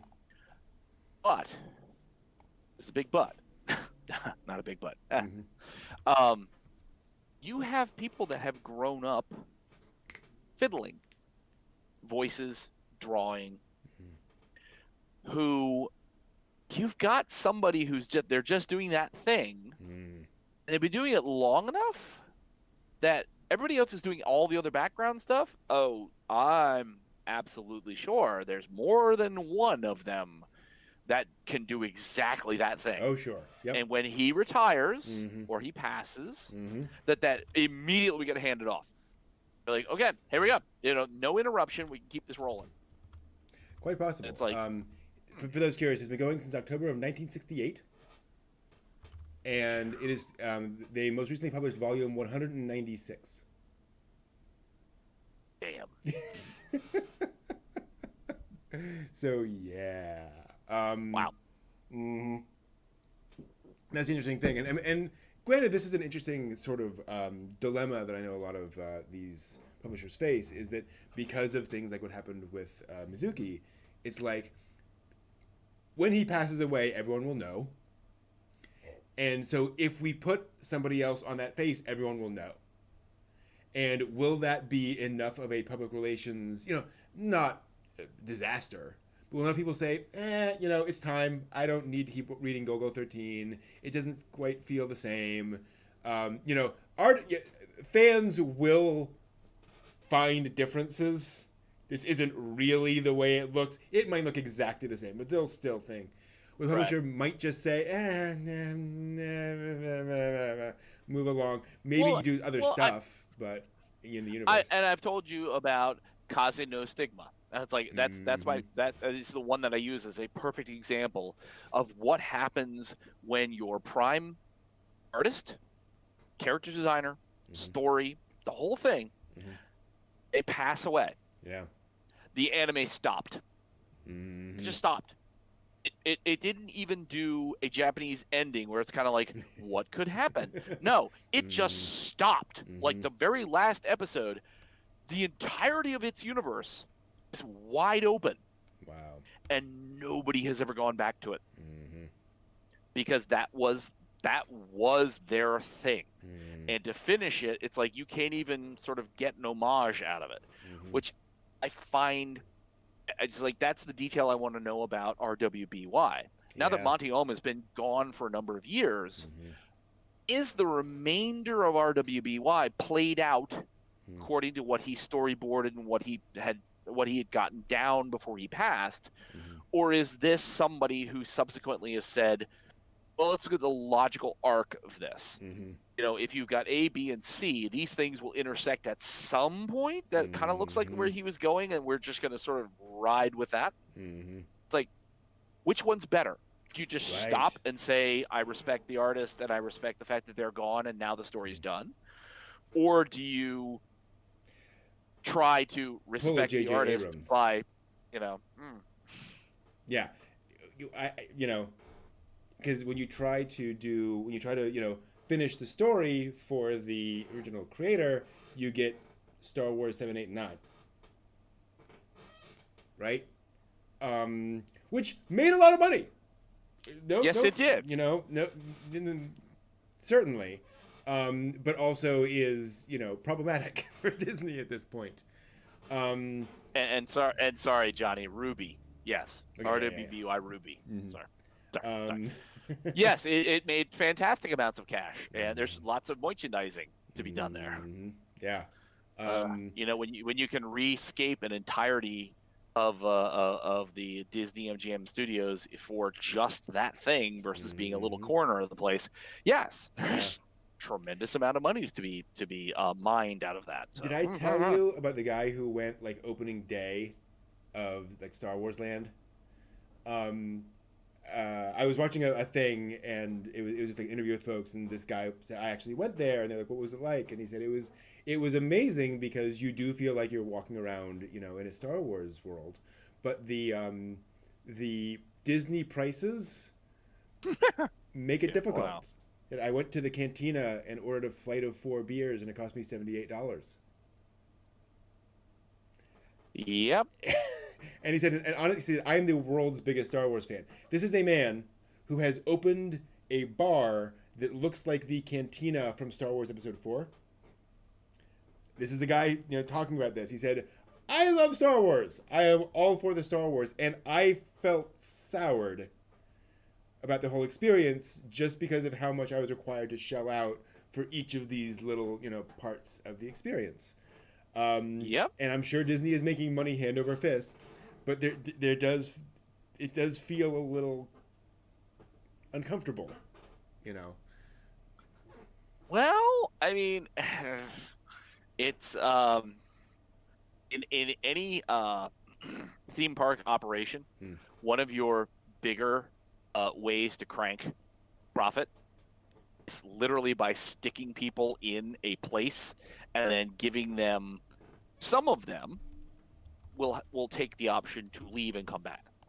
The vast majority of them will take the option that you present to them. And there's a profitable argument to be said for, if you're willing to pay $12.95 for a single patty and a single slice of cheese Mm-hmm. burger, and that was your option. That you chose to do that. If you want to pay $78 for a flight of beers Mm-hmm. at a cantina themed bar, that was your choice. You Yep. Oh, could yeah, have left. absolutely. Right. Yeah. You know what I mean? And No, it's like, certainly. so the magic is always tinged with the reality that it's still a business. They're not here to like hug you and kiss you and make you feel good. They're here to give you an entertainment and then make sure that it's profitable enough that they can make that entertainment available to others. Yeah. I mean, the Yeah. the downside there is that, Disney is not hurting for profits. No. And No. there is a That's true. point at which it feels like they're doing well. It's the problem that the parks have had for a long time. When Eisner came in, legitimately one of the smartest things he ever did is he was fact finding about all this different stuff going on, and everyone was like, yeah, the theme parks are like constantly full, but it's really hard to make money off of them. And he's like, okay, what are you charging for room rates? Oh, we're charging, XYZ. And he said, why don't you just increase the room rates by like 20%? They're like, oh, we could do that? Yeah, you could. And then it would actually be profitable. And they just had no concept of saying, let's adjust prices to make things actually like be profitable. But then that turned into, how high can we raise the prices and still keep people coming? And the sad part is that apparently there is almost no ceiling, because it just changes the strata of the people that are willing to pay. Mm-hmm. So that you go from sort of a middle strata, that people, it's a little expensive but still functional, to the upper strata that says, hey, this is a lot cheaper than flying around the world and, like hiring an entire island's worth of servants off the coast of India. Mm-hmm. You know what I mean? It's like, okay, well, we see where you're going with that now, don't we?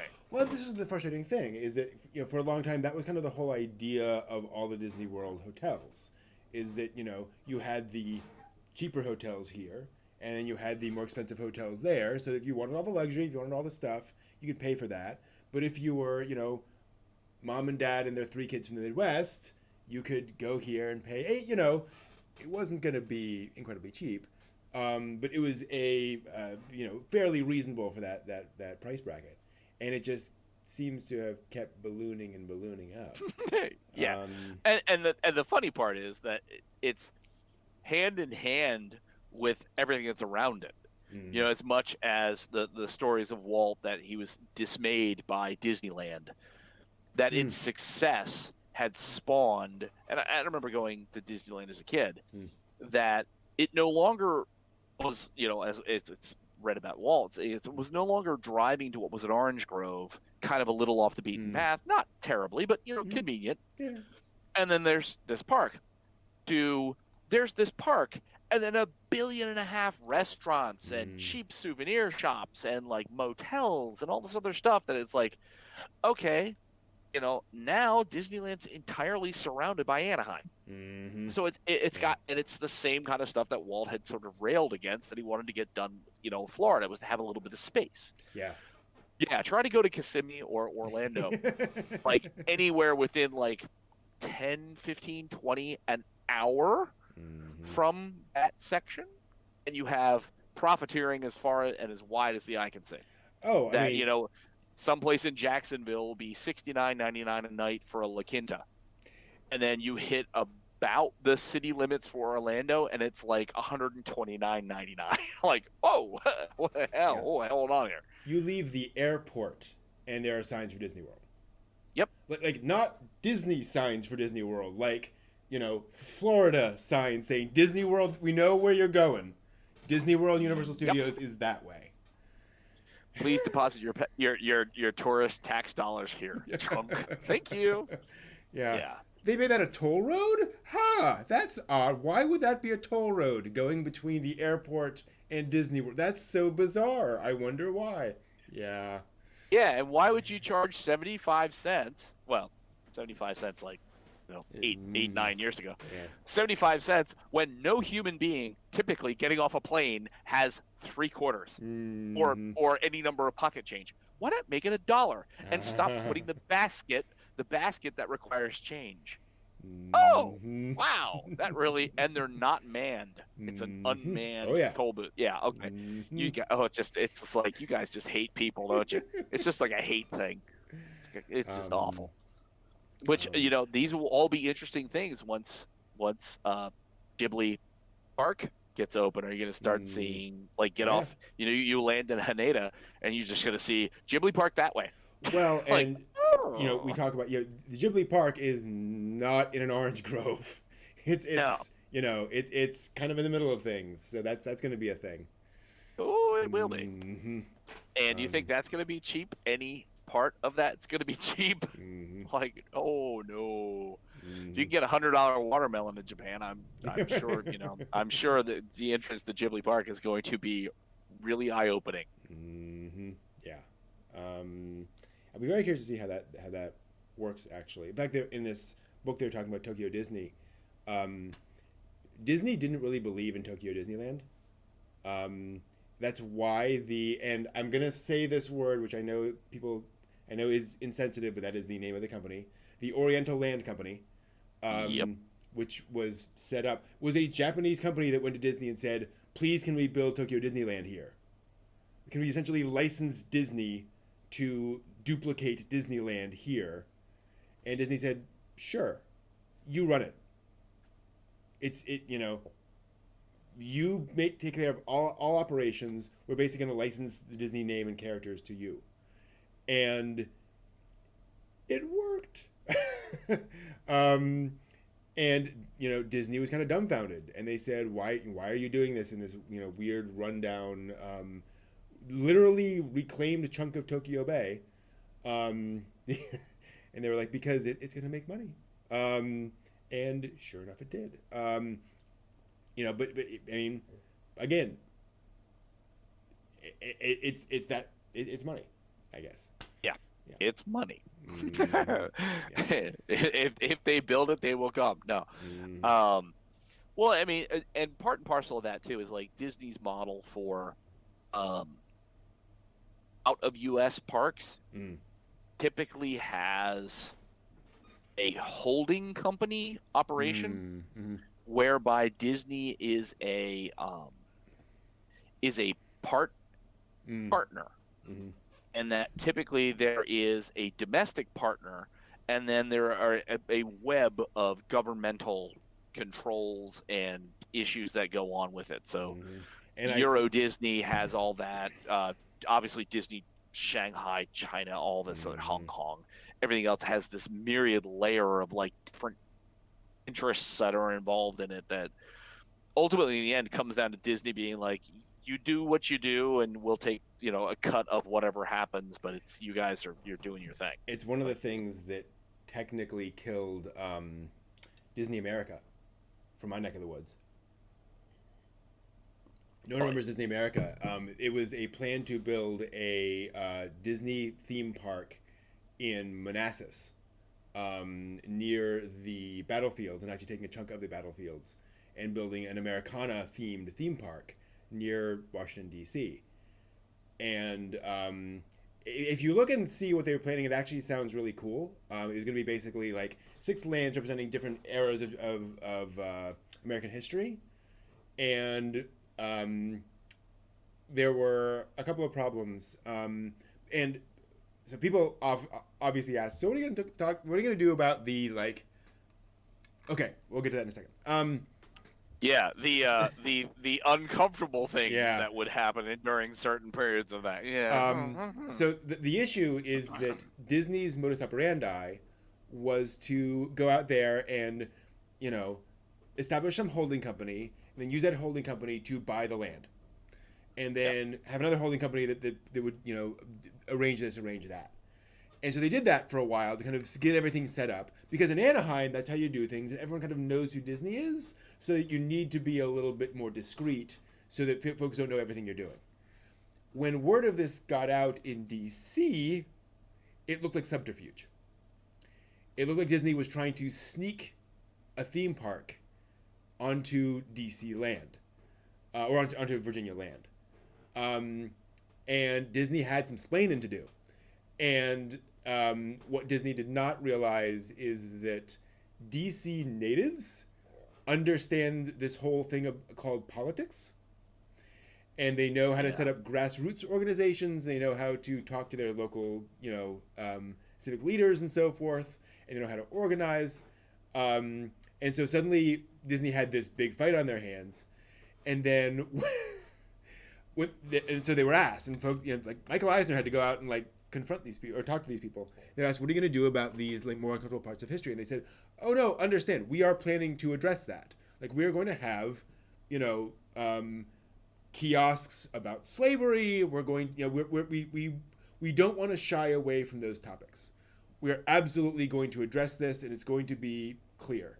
And in saying that, as they explained it, it sounded like the Disney theme park was going to have a the horrors of slavery exhibit, like right out in the front, in front of the park. And we were like, I don't want to take my kids there. Why? That's not going to be fun. And so that became the story. God. Yeah, there's something to be said about interventions in Epcot and how like nerdy, kind of educational it was. Mm-hmm. But it generally doesn't have to deal with like trafficking in human beings and like god awful, like terrible torturous kind of existence. Mm-hmm. It's more about, science. Exactly. And the thing is, Disney actually, and I give them credit for this, they actually brought in everyone, all the major people, like the historians and so forth, brought them in for like a 1 or 2 day conference and said, here's the thing. We're going to walk you through all of our plans for this park. We're going to show you everything we plan to do so that you understand kind of our intentions here.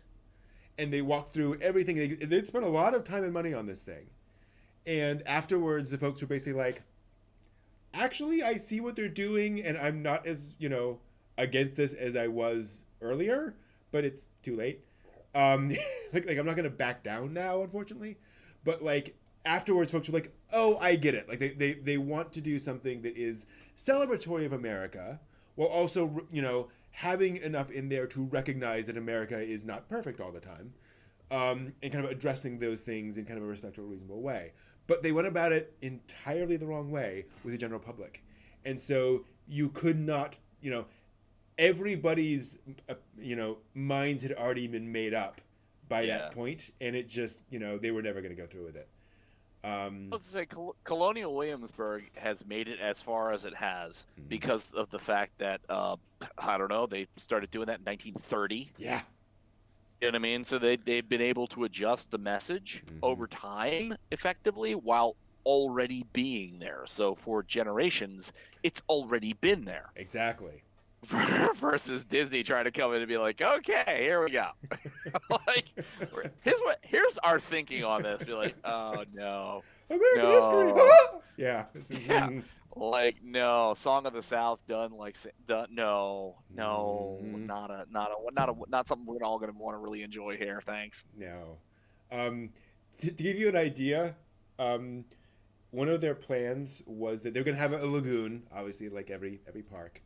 And they were going to have recreations of the Merrimack and the Monitor. And they were going to have a fireworks display in the spirit of a battle between the Merrimack and the Monitor. So they would have, like, pyrotechnics going off every night as this, like, giant fireworks show. Which, honestly, as a Civil War fan, as a teenager, I would have loved to have gone and see that. Like, that sounds amazing. And it's never gonna happen. Like, there's just no way. Well, I mean, it's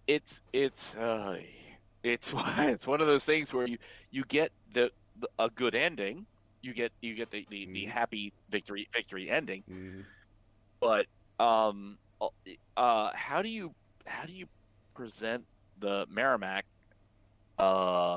without, you know what I mean? It's kind of like, that's the boat from the other side flying any number of colors on on the boat, Mm-hmm. and you know what I mean. It's Mm-hmm. like that would be hard to have that sort of discussion Yeah. and that presentation uh, consistently and receptively over time. Exactly. Um, I'm watching a series of videos by a professor of history, particularly environmental history, but other things as well. And he says he says the first thing I try to teach my students is that the best historians look at history um, through the eyes of the people who lived through history. So, in order for you to truly understand a period of history as best you can, you have to see it from the perspective of everyone involved. So, you have to understand World War II from the perspective of the Nazis. And you have to, you know, not empathize with, but see where they were coming from in order to fully understand why they were doing what they were doing, right? Um, Well, as a teacher of mine had said in high school, is you have to understand people in their milieu, exactly. and you can't judge them from 10 years, 20, 100, 300 years in the future because their decisions and their perspectives make absolutely no sense. Mm-hmm. But And that's our perspective. right. And again, obviously, it doesn't mean that you have to agree with them. Right. And that's, I think that's one of the interesting things is that I think a historian could make that park for historians and present things that this was their perspective, this was their perspective, these, you know, and all of these things could be done. The general public does not see history that way. You know, that is a whole intellectual leap that the average person has not been trained to do. I don't know. Post Big Bang Theory, I think all of us are nerds, so we all kind of get that. We're all dialed in like that, right? Sort of. I'm ending this call now.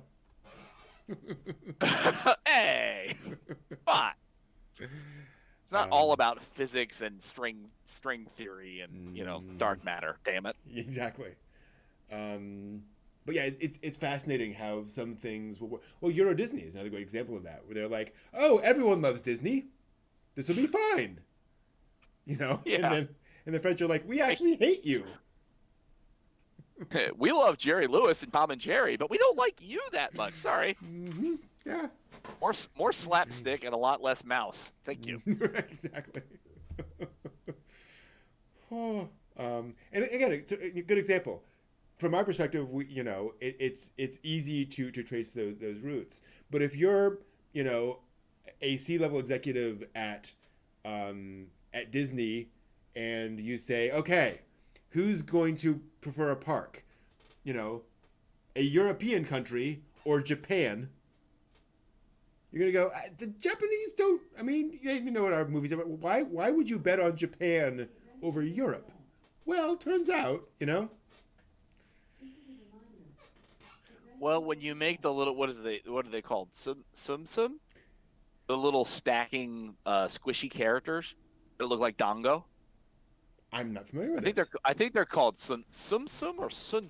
Okay. Maybe Kira can throw in on that, but it's like a little squishy. So you take Mickey Mouse and you make him into like Rimuru, basically. Okay. So it's like a little roundy kind of squishy little character. Mm-hmm. And you can stack them. Okay. That ain't selling in France. Mm-hmm. That's gonna sell in Japan. Yep. It's it's kawaii. You know what I mean? It's this little kind of chibi kind of thing, and that's kind of a cutesy thing. That it just doesn't seem that doesn't sort of generate the same kind of excitement that in Europe that it would in Japan.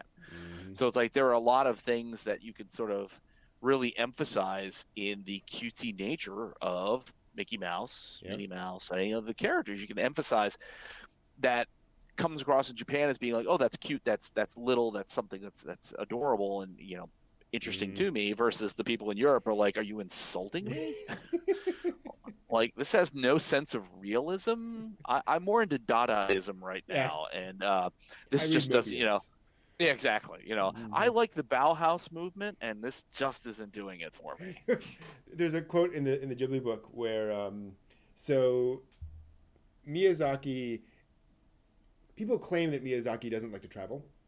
Um, Actually, he doesn't like press junkets. Imagine that. He only likes looking at girls' skirts. So traveling is just a matter of like out of the building. Yeah. So, but yes. Okay. But no, he says he likes to travel. He likes Europe. He likes all these various things. But he's not a fan of sitting in a basement for 8 hours a day answering the same reporters' questions over and over and over again. Fair enough. So he's like a normal human. He wants to go see the Matterhorn and just see the damn thing, not sit in a convention center near the Matterhorn. Mm-hmm. Understandable. Yeah. So when they were doing the press tour for Mononoke, they managed to convince Miyazaki, and there's a whole story around that, to go. And Miramax was very understanding, and so they basically said, "Look, here's what we'll do. You'll do like, a day of press stuff, and then we'll arrange like a 3-day tour of Austria, and then you'll do a day of press stuff and a 3-day tour of other stuff." And so he agreed to that. So they went to a German restaurant, a traditional German restaurant. Dark oak, pewter beer steins, the works. And they proceed to lay out a traditional German meal as in a country feast. So you get a leg of pork, like clearly the leg of an animal on a plate. And you get all these various things, which led to this conversation with Miyazaki and the Germans there, where they're like, yeah, Germans are constantly faced with death by their cuisine because they've got, you can actually see the animal. And so we're constantly faced with that. And that's why we have all of these great German philosophers who are concerned with death and life. Whereas the French, they don't even see their animals. They don't even see what their food, it comes from. So they don't have this, rich, deep philosophy that we have. And wait a minute, don't the French have an American dad made fun of this, but don't the French have that tradition of eating like this little tiny songbird, and you have to put like a scrim over your face while you consume this so that no one sees your shame? That was a joke in there, but it was pretty clearly it was a joke about French cuisine. Yeah. So okay, so go ahead.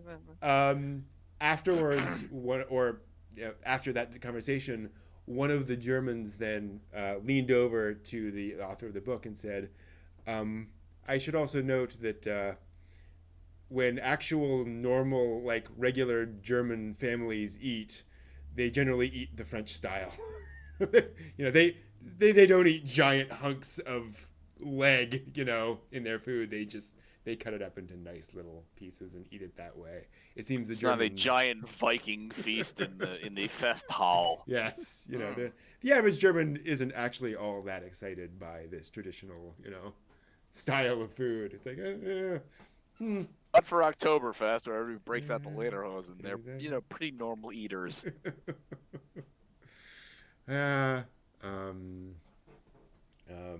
yeah, and you're right, Sephiroth. Turns out Europe isn't a country. And hence the comment that for discussion purposes, that was sort of a shortcut to everything. Mm-hmm. Yeah. Because the individual, societal norms from country to country are enough that it would be a quite a discussion in and of itself. Absolutely. Yeah. All right, let me just skim back over. Poor Star Wars. Episode 9 only made $1 billion. Let's see here. I'll take 10% of that if that's terrible. Yeah, sure. In small bills, mm-hmm. it apparently in small bills it would probably be a lot of trucks full of small bills. How about Bitcoin? I'll take it in Bitcoin. Hey, there we go. Still be several tons of Bitcoins, but yeah. So I have a question. We talked in the news about this new Battle Athletes Victory anime. And Battle Athletes is set in this very unusual setting. But it's got cute teenage girls. And And I've always kind of wondered this about the original battle athletes, because they're all competing in a whole bunch of athletic events. All these athletic events that are kind of like the Olympics, which Japan is now hosting in 2021. Do you think they may have been they may be resurrecting this specifically for that, to tie in with the Olympics? Why wouldn't you? Well, that's the question. Why haven't they? Like, why aren't we seeing, all sorts of anime tied around the Olympics? We had a Paralympics anime. I was to say, but that is the because I remember you showing the release. There's a person who's in a wheelchair and some other athletes. That's all of it. I mean, that's doesn't matter whether it's para or not. It's all Olympics. Yeah, it's all sport. Mm-hmm. So, I mean, yeah, that is. Now, why they're not doing specifically battle athletes? Probably because you have a host of other athletics shows that are out there. True. Since I'm not a sports anime fan particularly, mm-hmm. I imagine there's going to be a baseball, there's going to be volleyball, there's going to be basketball, there's going to be any number of sports that are going to directly have their equivalent in the Olympics. So whether you'll see that on like an Olympic venue, so the swimming venue, you're going to see free. Is that going to be pasted on the side of the swimming venue? Is Haikyuu going to be pasted on the side of the volleyball venue? I don't know. But damn, if I'm those studios producing that, I'd be pushing for that. Like, yeah, please. Hey, here's some cash. Can we put this poster up? Thanks. Yeah. So battle athletes, it might not be for the want of putting battle athletes up, but it might be for the sheer fact that there are other things right now ongoing that they can put in its place. True. Yeah, it's interesting. It's hard to make an Olympics specific anime, I think, in terms of plot. Because which sport do you choose? You can't make an anime about the Olympics because everyone's competing in different things. And if you tried to make one about every single sport, it would take 500 episodes. So it is. Okay. Wait a minute. Naruto, One Piece, Gintama. What's your point there? Because those last 10 years, they can't tie into an Olympics. The Olympics come around every 4 years. You could just keep it going from Olympics to Olympics to Olympics. I don't know. Honestly, you're saying that. It's just like in my head, I've got this little mini movie of being like, okay, you've got all these people who have gone through all the regional qualifiers. They've gone through their town. They've gone through their prefecture. They've gone through whatever, semi-national. They've gone to their national. You've got somebody from the fencing team. You've got somebody from the the water dancing team or synchronized swimming team, and you've got like 6 or 7 other Olympians, but not their teams, just them, and their interaction, and how each one's interaction, the interaction of the fencing team member with the volleyball member, just to borrow Haikyuu again, that their romance or their competition or their hatred, they knew each other from such and such, and that affects their ability to perform the sport in the Olympics. There's a gold mine worth of stuff to go on there, so that your entire national team with all the different disciplines that are on that national team, you don't have to deal with 10 or 20 people in that specific discipline. You could deal with like the single member of representing their one discipline, and then tell an entire story about how they interact with the rest of the national team, and what kind of like things happen. Good stuff, bad stuff. How does that affect their performance?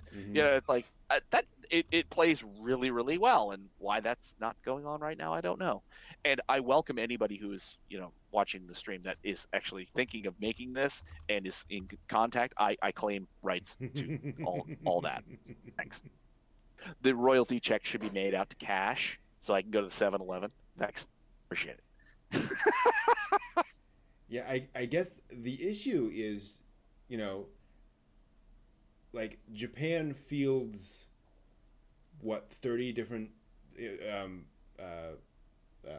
or athletes in 30 different sports, probably. Yeah. and Maybe. that gives you can take the top 10 Oh, and oh. run with that. Okay, so here's where I think the problem is going to be. How do you choose your top 10? You choose that doing a Shonen Jump total style, where you have a survey poll. You Mm. draw people in to submit votes. What characters do you want to see interact for their representative sports? Now, mind you, this also would have been like what? You would have done this like 3 or 4 years Yeah, ago, that's the problem. so that you could have had the lead up time to this moment, Mm-hmm. versus like launching it now, where it's like, yeah, we'll do that story in like it's going to be in the 4 Koma manga in like about a year, and then we're going to have an anime in about 5. But Mm-hmm. thank you for your submission. We appreciate your voting. Yeah. But you know what I'm saying? It's like you knew this was coming, so that's why I'm kind of surprised. Yeah. Like the Paralympics thing, that had to have had lead time. Oh yeah. You know what I mean? So they had to have prepared that. Mm-hmm. So like I've said, I I'm just me. I'm sitting here nowhere, and I can envision Mm-hmm. how that anime would run with all different team captains or whatever you want to do, lead team players, whatever.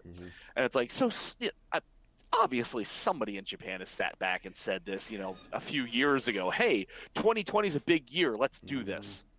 So I'm really surprised. I wonder if the problem is how to choose your protagonist, because it's rare to have a sports anime that doesn't have that central protagonist. Right. So I wonder if it's hard just to wrap. I don't mean this to say that a Japanese person couldn't possibly think this up, but I mean that I wonder if it's difficult for someone pitching that show to figure out a way of saying this is going to be an ensemble story about 10 different people.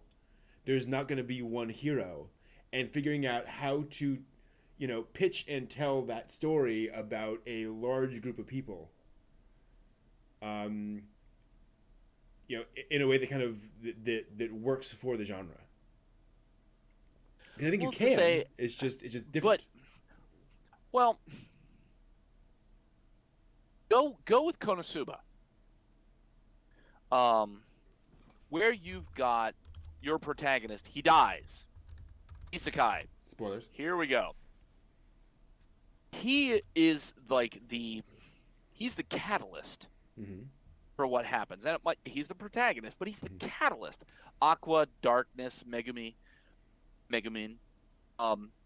they are co-equal in that. They each have their own thing, their own sort of agency, and he's in there and interacting and blended with. Redive. Okay.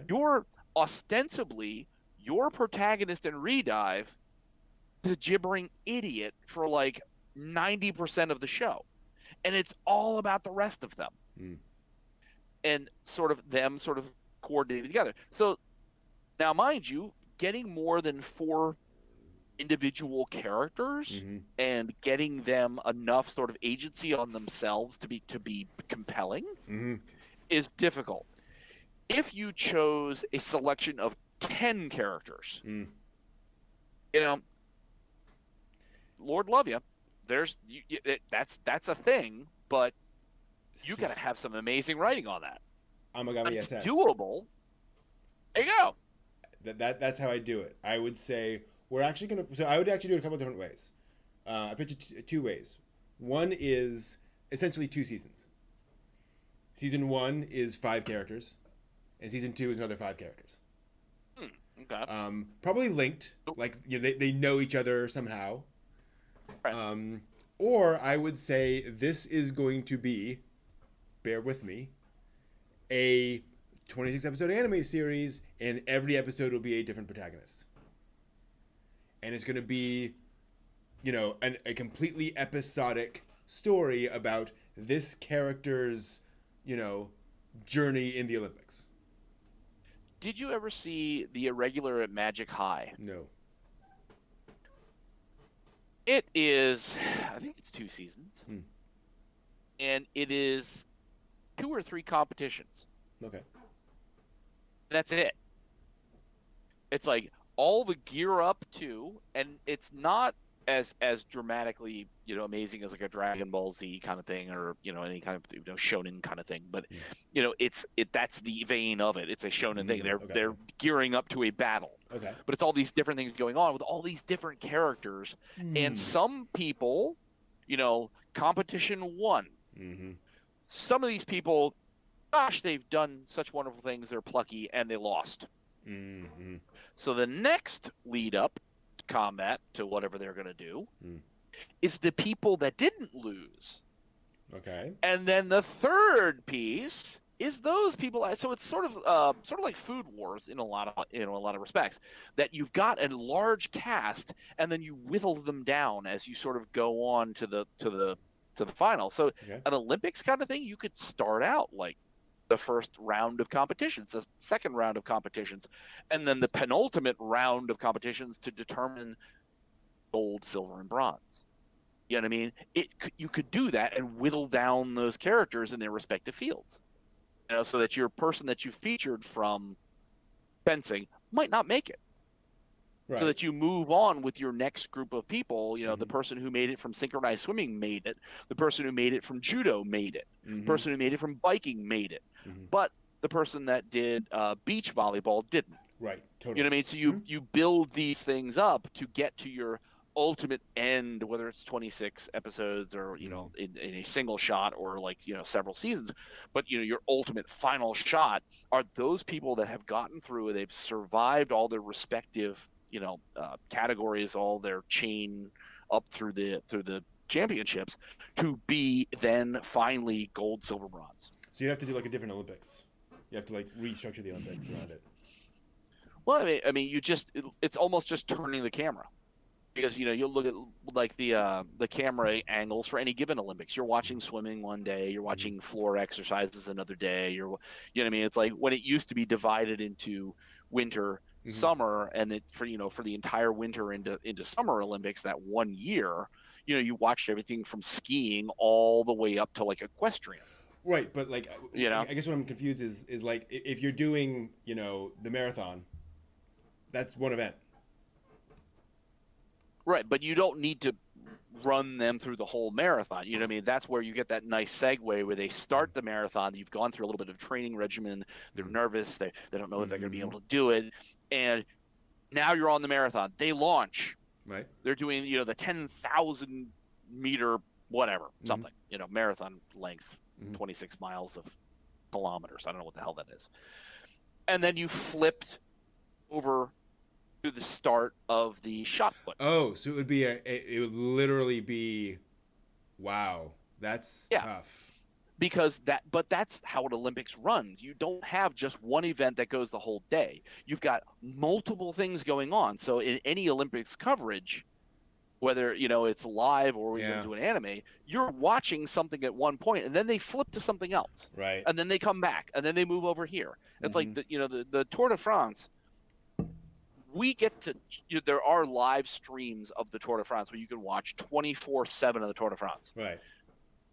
Like ABC Sports, you watch 3 hours of the Tour de France, and that covers like 12 hours because they've cut out vast portions of where they're just riding down a straightaway. And it's like they tune in on the big turns, they do its crashes, and who's the leader, who's wearing the yellow jersey, did they stop, they've had a bike problem. They focus in on those things and then just cut out the treacle.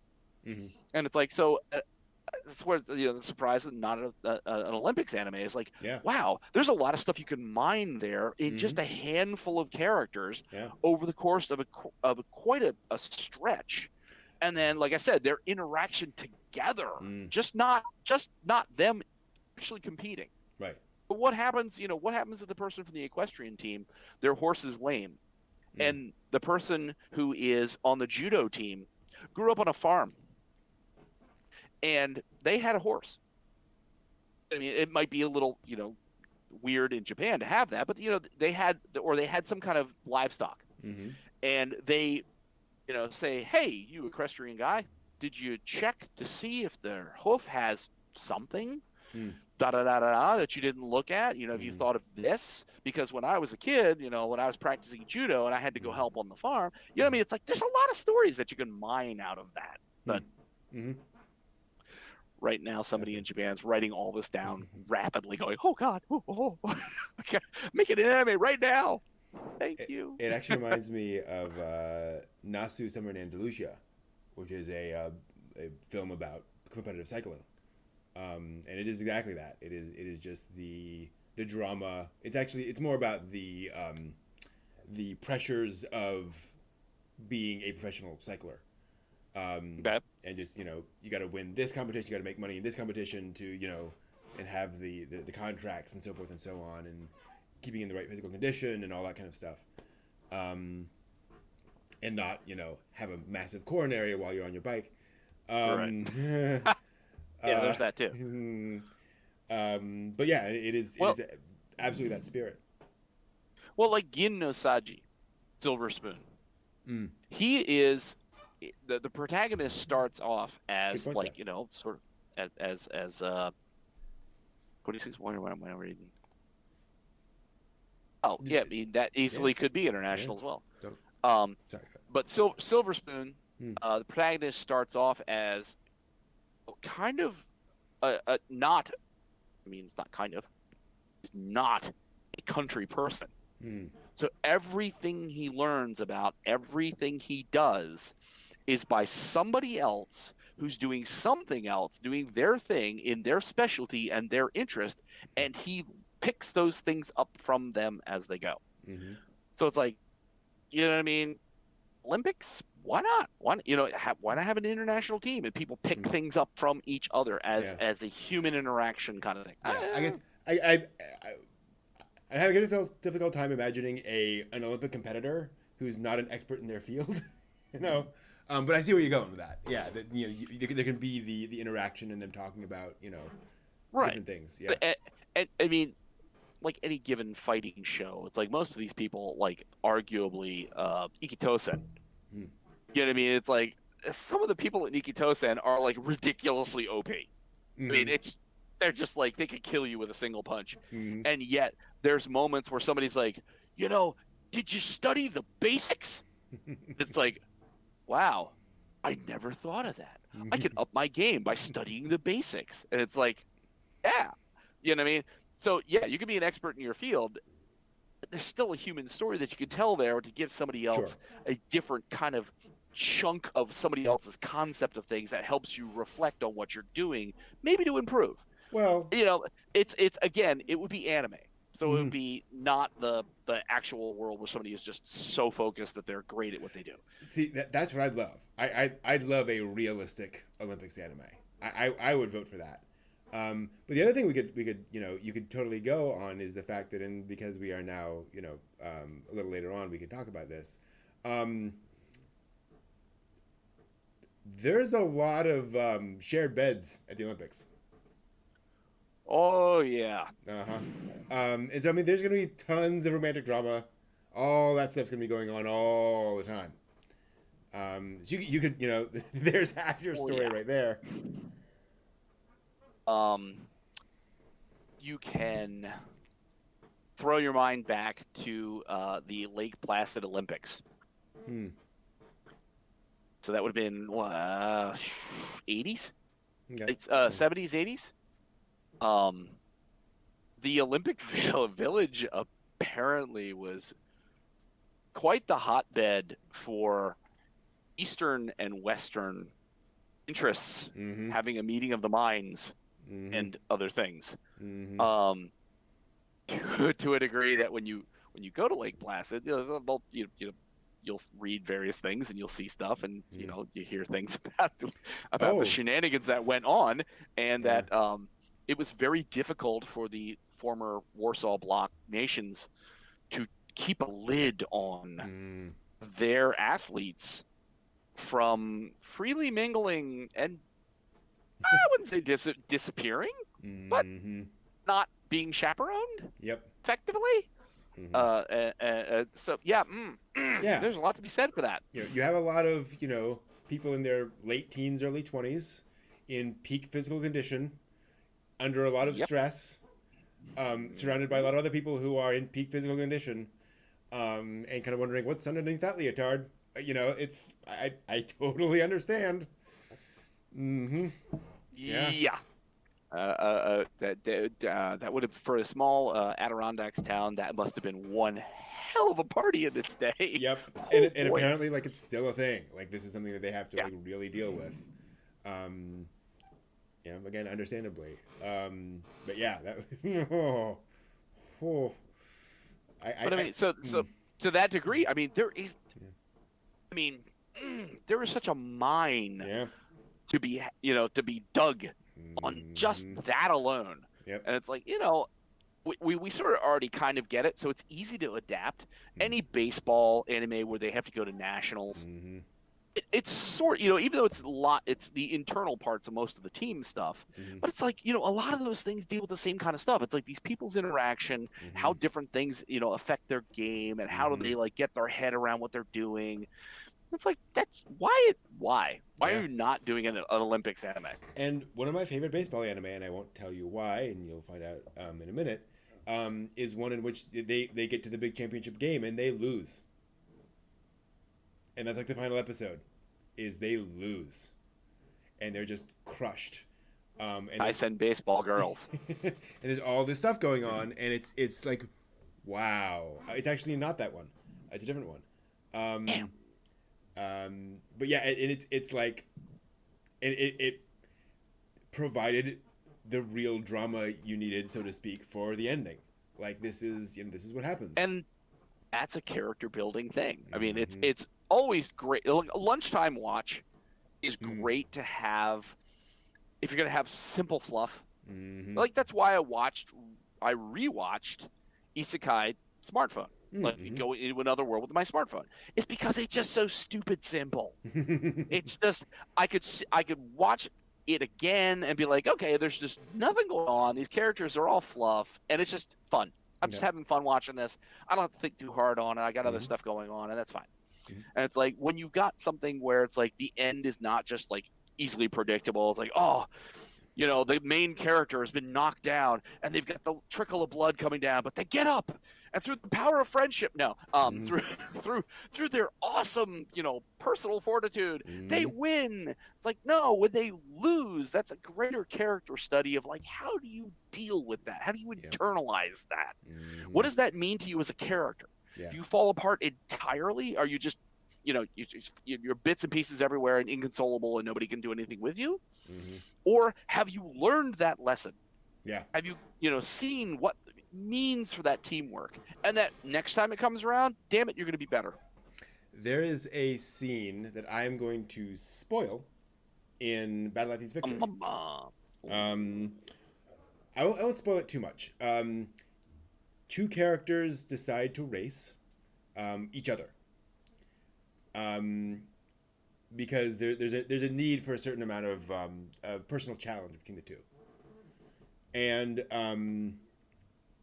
the competition gets more fierce than it probably needs to be in that kind of a race. It becomes less friendly as the competition continues, and it's supposed to kind of realize, and one character realizes the other person's actual skill, and one of those characters breaks her ankle.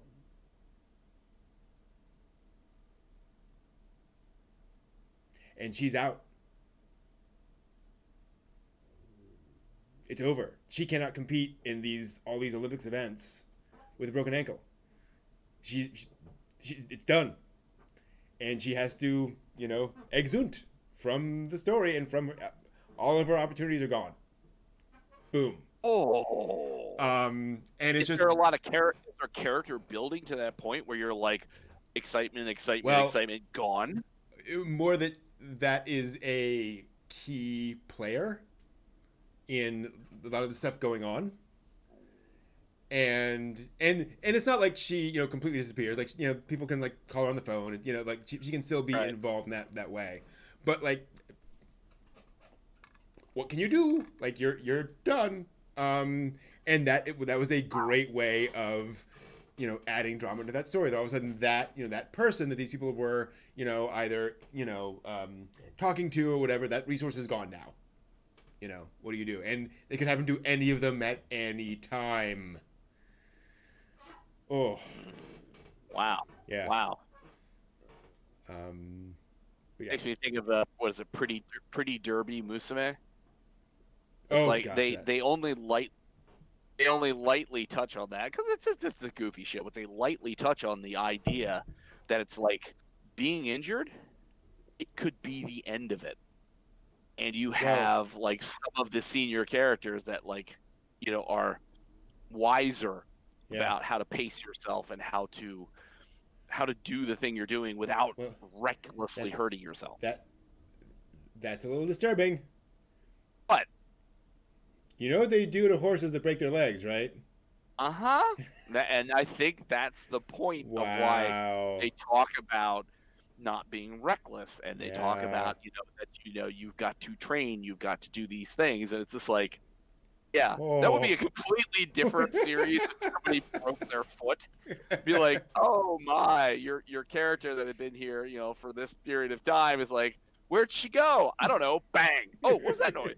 Like, yeah. I mean, I find that series creepy to begin with, right off the bat. But, oh, come on. Who doesn't love horse girls?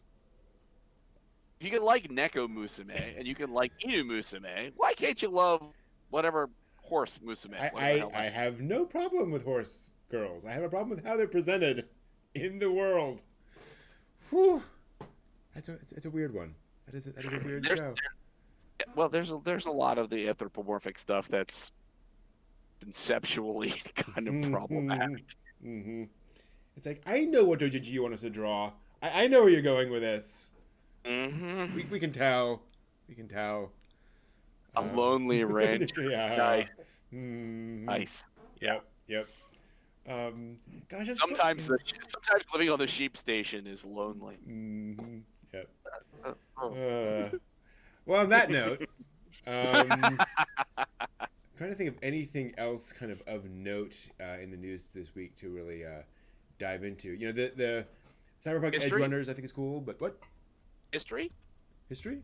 No history notable this year? No, nothing notable this week that I know of. Nothing I came across. All right. Yeah, Cyberpunk anime from Trigger, cool. We know nothing about it other than the plot summary, so we'll look forward to that. But otherwise, cool. Anytime there's an anime announcement, I'm like, I hope it's good. Who knows? There's not much else to say. So I'm waiting to see whether Tower of God's about to finish up. So I'm waiting to see whether they're going to run it it's got the last episode out of 12 or 13 this upcoming week. So I'm waiting to see whether they're going to just wrap that entirely, or whether this is going to Webtoons and Crunchyroll are going to do something further with this. We've Otome is already gone. It's done. It's run. Redive, it's either on its Redive. I think it's got one more to go, maybe. Not entirely sure. Yeah. It's like a lot of them are finishing up this week. So no idea what that means for next seasons, whether that means we're going to immediately kick off because of the COVID delays. Is it going to finish the ones that are sort of currently running, and then bang, we're going to be 1st of July into the next seasons? Well, we have the dates, so we can just pull up Anichart. There we go. And find out. I think most of them are mid-late July. Mid-July looks like. So 11 days, 13 days, 5 days, 8 days, 12 days, 6 days, 14 days from now. So effectively, we are. We're going to get this. We're going to get this close in this first week of July, the end of June, and then it's going to launch in another couple of weeks. Pretty much. To days to a couple of weeks. Yeah. Which, as much as I hated all the delays, because I'm still waiting for my damn fishing show. It's episode 3. I want that show back. I want a completion. Thank you. It's cute. It's kind of nice from a fan's perspective to have the time between seasons is now going to be really short. Yeah. So we'll launch into the next thing, and it's like, thank goodness. Now, granted, according to Anna chart, and I'm sure they are missing one or two things just because of how they count. But I only see 17 TV series on this for summer. And that's 17 more than I would have expected with COVID. Yeah. So, Um, I'm happy enough with that. There's yeah. something in there. In 17, there's bound to be something in there that's gonna strike a nerve. That's Oh gonna yeah. be something to watch. Yeah, it's just much less than is usual. But like this is not counting Digimon. This is not counting the fish anime. Right. Which is Well, exciting. so too. Also, there's been enough announcements that a lot of stuff that was going to be fall has been bumped to winter. True. Yeah. So my hope is that as we all come out of the COVID stuff and we progress to from phase 2 to phase 3, we move on, and the world sort of comes to new normal, that we'll get this season that'll start July, that'll run us through into August, maybe into September, then we'll get another break, and then we'll start seeing the little bit of fall, and then winter will hit for the other things, so that we'll have a nice flow still after much delay for a lot of the series. Yeah, hope so. We'll see. Yeah. If people keep going to Myrtle Beach, we might never get out of this. That's fine. Yeah. Yeah, we're not getting any more Tower of God next season, but we are getting the God of High School. So hey, Which I do want to see. All right, fair enough. There's a lot of announcements that I'm like, ooh, I'll take a piece of that. That sounds fine. Yeah, fair enough. You know what we should do next week? We should do kind of a what we're looking forward to segment on the upcoming season. Just go through and pick a sort of a thumbs up, thumbs down kind of a thing on some of these new shows. Well, we know where the hell I'm going to go with that. It's all slice of life, moe, thumbs up. So we should probably do this new series of horror where it's like gore fest, thumbs down. So what we should do instead, because you're absolutely right, I'd be the same way. I know what I like. We should do what we think's going to be popular. Oh, God. Yeah. What are the popular East Coast, West Coast, of the United States, the entire world, okay, so I think Japan, yeah, China, that's good. Indonesia, Australia, okay. All right, South Africa. All right. So we could do Japan. We could do U.S. We could do. I think it's gonna be hard to do anything beyond that because I just don't know what hits in Europe. I don't know what hits in China. Wow. Hell, Japan, it's going to be Saizei-san again. It's like. Oh yeah, so we like have to. Obviously, we'd exempt those sorts of things.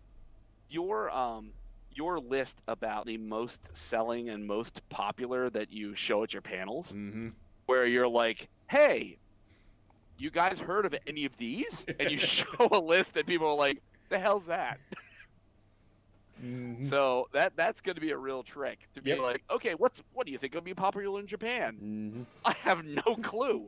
Apparently, nothing I understand makes any sense in Japan. So that's fine. We should also probably pick like, I don't know. I'd love to do things sort of by fandom.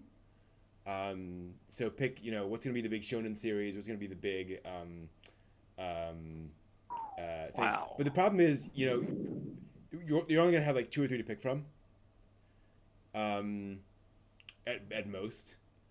Especially when you get to there's only gonna be like one Magical Girl series, so it's like, well, So I wonder if there's some other way of cutting that down. Well, and define one 12 episode, 126, one OVA. I mean, anything that, like one ONA. I mean, like anything that's starting to air in that season. Okay, so it could be a one-off ONA. Sure. Okay, Yeah. That's fine. And fortunately, like Anna chart shows all of them, so we can just scroll through that list. I mean, we can certainly do things like,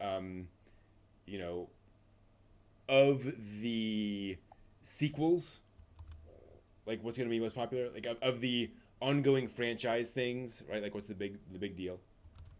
Ishizoku Reviewers 2. 100%.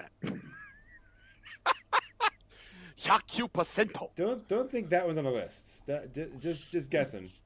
Which honestly, I'm surprised after how much groundswell there was after the trauma of the early parts of it. I'm honestly shocked. I would have thought they would have been like, "Wow, you love us? You truly love us? Okay, fine." Yeah, But I don't. nope. Well, was there a big groundswell of support in Japan?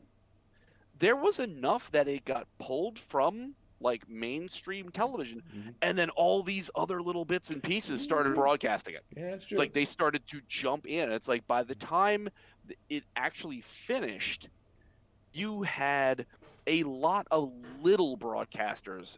Sapporo, Osaka, Kyoto. You had a lot of different broadcasters that were not like Tokyo TBS. Yeah.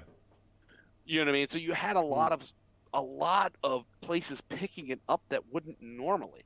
True. Now, mind you, there's the caveat that once you have TBS say no, if that ends the contractual obligation to only broadcast it with TBS, that means that everybody else presumably got an opportunity to come to the table. Right. Yeah. So they might not have particularly had a great comfort with it, but recognizing that it was getting a lot of talk, they were willing to buy into it because now the property was available, and that what do they say?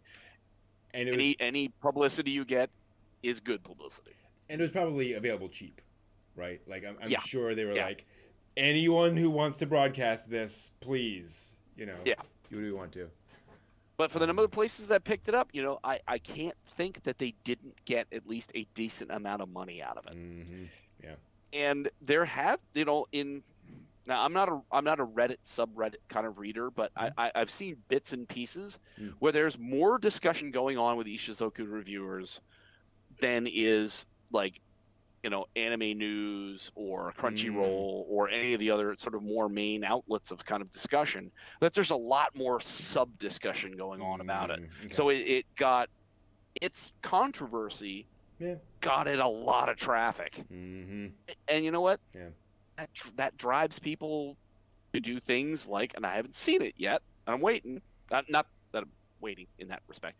But I'm waiting to see the merch show up more. You know what I mean? It's like I haven't seen anything yet. I've seen some stuff like wallpapers. I've seen some stuff like cell phone cases, but I have not seen like figures show up yet. So it's matter of time. What was that company? What was that organization that started the an online store like a couple weeks ago, and like they had 3 items, and one of them was Ishizoku reviewers.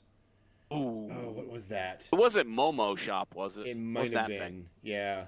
Because it was hilarious because you sorted by or filtered by English, and it was like 3 things, and one of them was like it was I think a body pillow of the elf girl, elf woman. No, I think it was of the inn proprietress.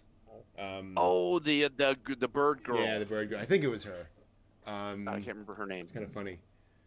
But I mean that's one of those things. It's like if that carries forward and that money, you can license that stuff out and you can get merch from it. You know what I mean? Yeah.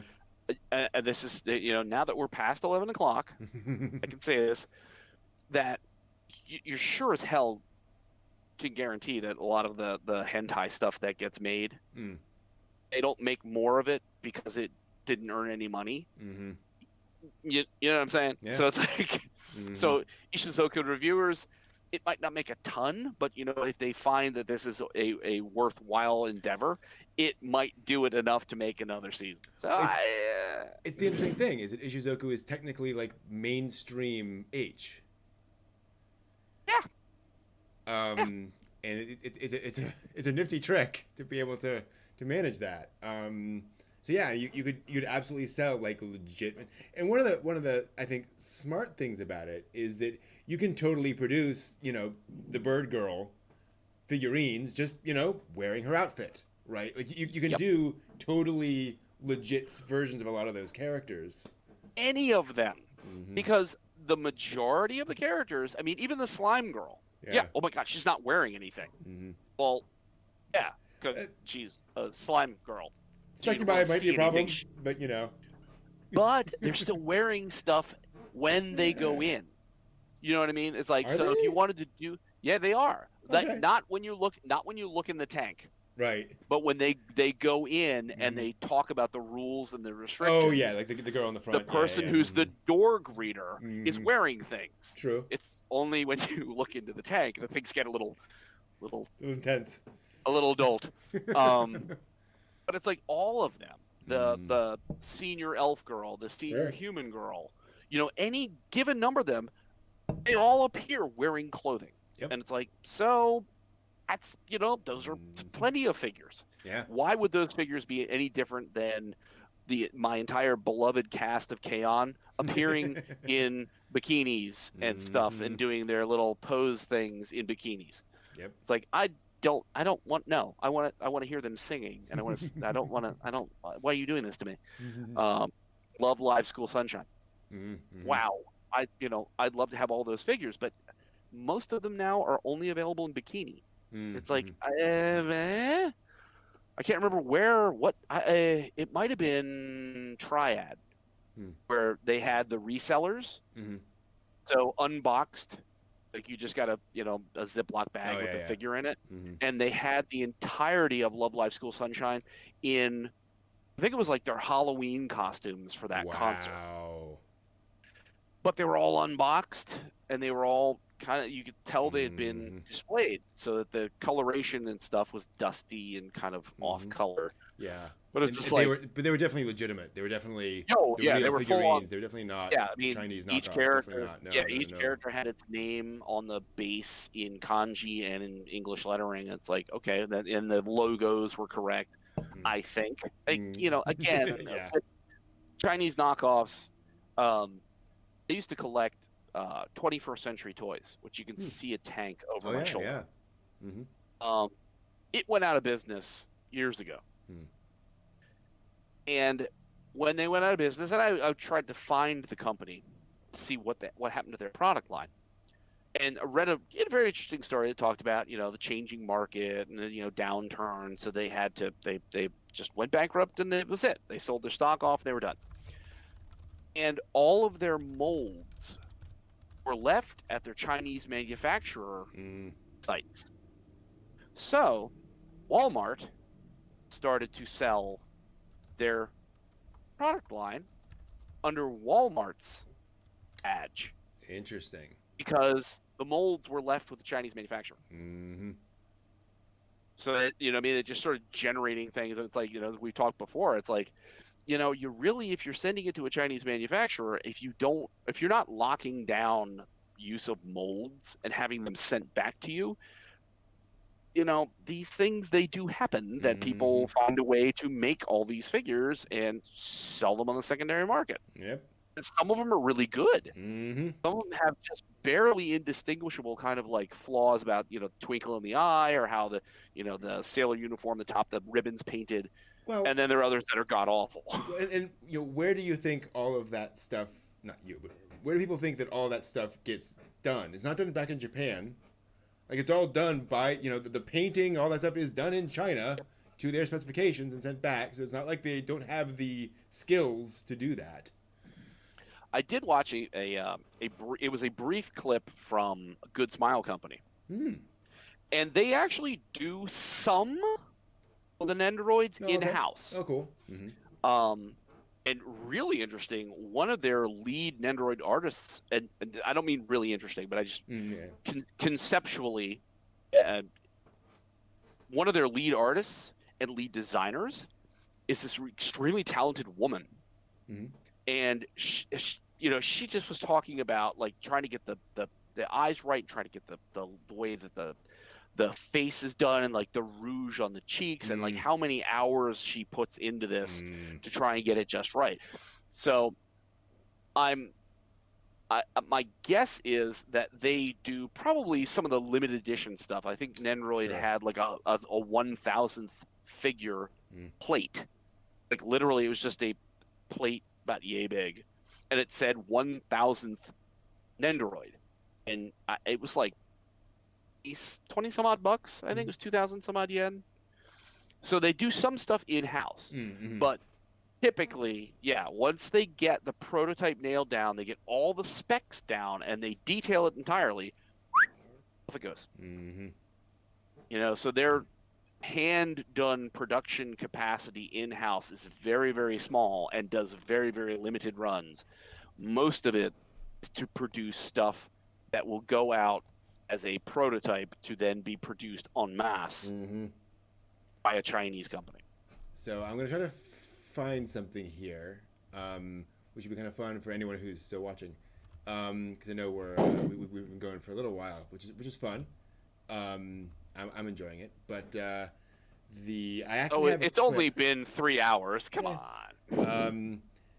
The I have a clip here from footage from, I think it's NHK, inside the Bondi Gunpla factory, Ooh. showing how they make stuff. And I know it's in here somewhere. There's Oh, and by random the stuff. way, there's a ton There of it is. Harus, or Haro. Is the Haro the little ball character that you have on your shelf? Yes, that's Haro. There's a ton of Gunpla Haros coming out. Like one that's like Oh, a mechanic Haro, one that's like just a real simple ball Haro, okay. one that's got like its little feet and little arms out, one that's got like a gun on the back of it. Mm-hmm. I saw that. I'm like, wow, I wonder if Brent knows about these. So I'm gonna They're just put this minimalist here. tendencies. It'd be hard to Yeah, collect all of them. probably. So I'm gonna cover. See if I can put this in a place where we can all see it. That's not too. That's not too great. I don't have a good way of doing this. We'll just slide it over me. Yeah, it's gonna have to happen this way. So this is the I was gonna say, factory. oh. Yeah, which is I pretty. think I'd love pretty to go nice. there. When you go inside, you're treated with this is the entrance door. Oh, So it's literally, yep, it's that, which slides open. that's cool as hell. Um, That's awesome. the forklifts are all Zaku's. So you can see the little eye, yellow eye there. If And you they're work all there, entirely robots, it looks like. There's they anybody are. on that? Um, Oh. this is the official uniform you have to wear while you work there. Like you Oh. literally are wearing an Earth Federation uniform as your standard outfit, standard attire, as you're working and doing stuff, which is just so bizarre and awesome to see. And it just showed them, kind of figuring things out and the various stuff around everything has to snap together, etc. Okay, so here are the sprues. Here you get your sheet of stuff, and here's your metal plate. There's your form, and then Were those sprues and stuff? They were pre-colored. Yep, that's one of the things that Bandai invented. Actually, they have a 4-color process that allows them to Oh. actually do multiple colors on one, which is kind of nuts. Wow, because I keep seeing the Frame Arms Girls Mm, figures, and like the description of them is that they don't need any painting, mm-hmm. and it's like, Yep, and yet the picture is of like a multicolor piece. And it's just like, so that's that's wow. how they do it. Um, Damn. so yeah, these are the actual machines that press them out. They have the dies in them to get the plastic, and they're colored like DOMs, because of course. So there's the Damn. plastic, and they can do different things. And as you can see in the upper left, that's gray. So you have a precise mixture of white and black to get your gray, your gunmetal gray. Wow. And this, maybe I can get away with showing a brief clip of, yep, there it is coming off.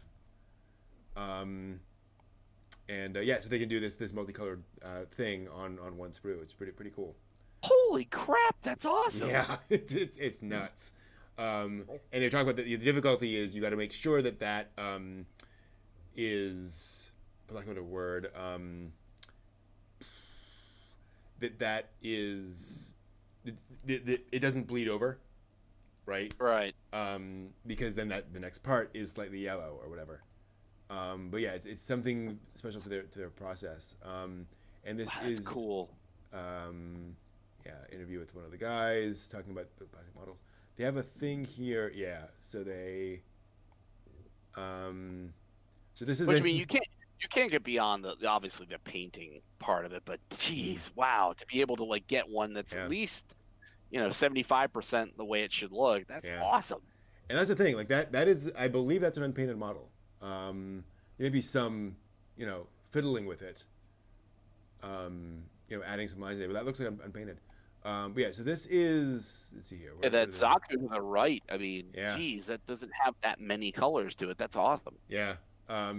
So there's a model from 1980, to give you an idea of the complexity there. And then by 2001, they could do this, and by 2015, now they have that much flexibility, and that is just standing on one foot. I do not believe that has any support.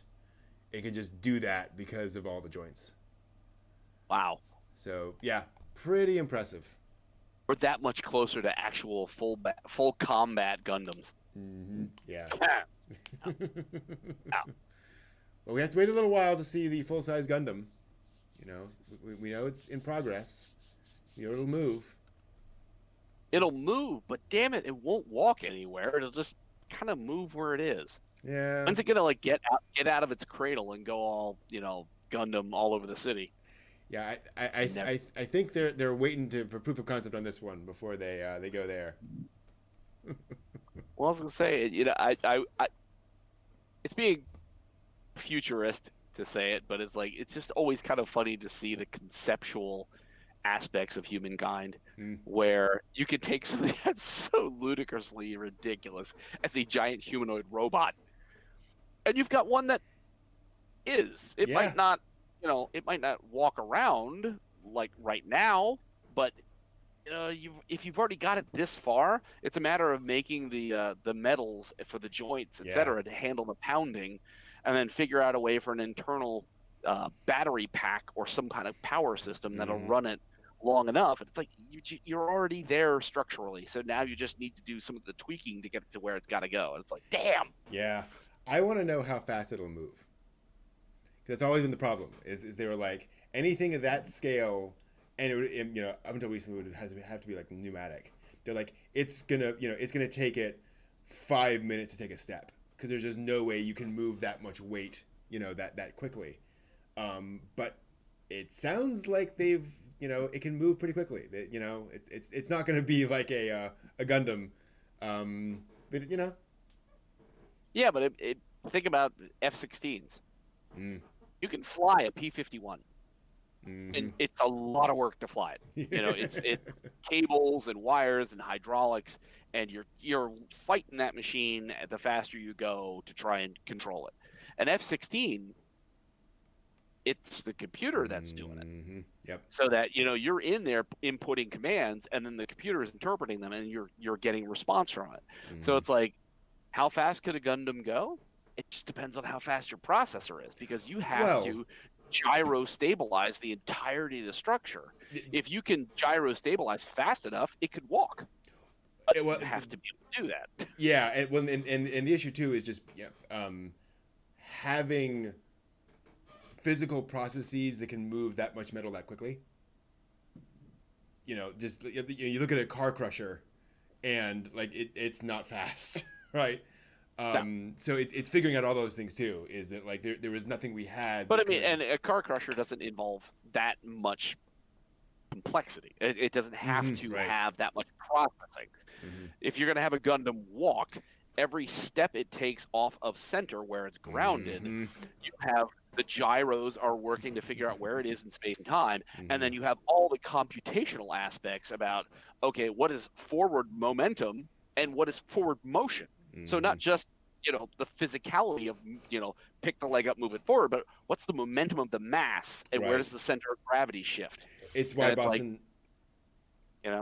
it's why Boston Dynamics is so, so revered by people, because they figured out how to walk. Like that is an incredibly hard problem. Like that is bipedal motion is an incredibly complex thing. And you're right, Solari. It's You know, the original idea is that these would be space only, that they really could not work in gravity because it's very complicated.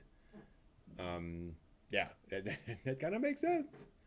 And in fact, they say in the first episode that they make the point to have Amuro say it's all computer controlled. It has all these computers. It basically drives itself. You're just telling it where to go. It's like because there's no way a pilot could actually figure out.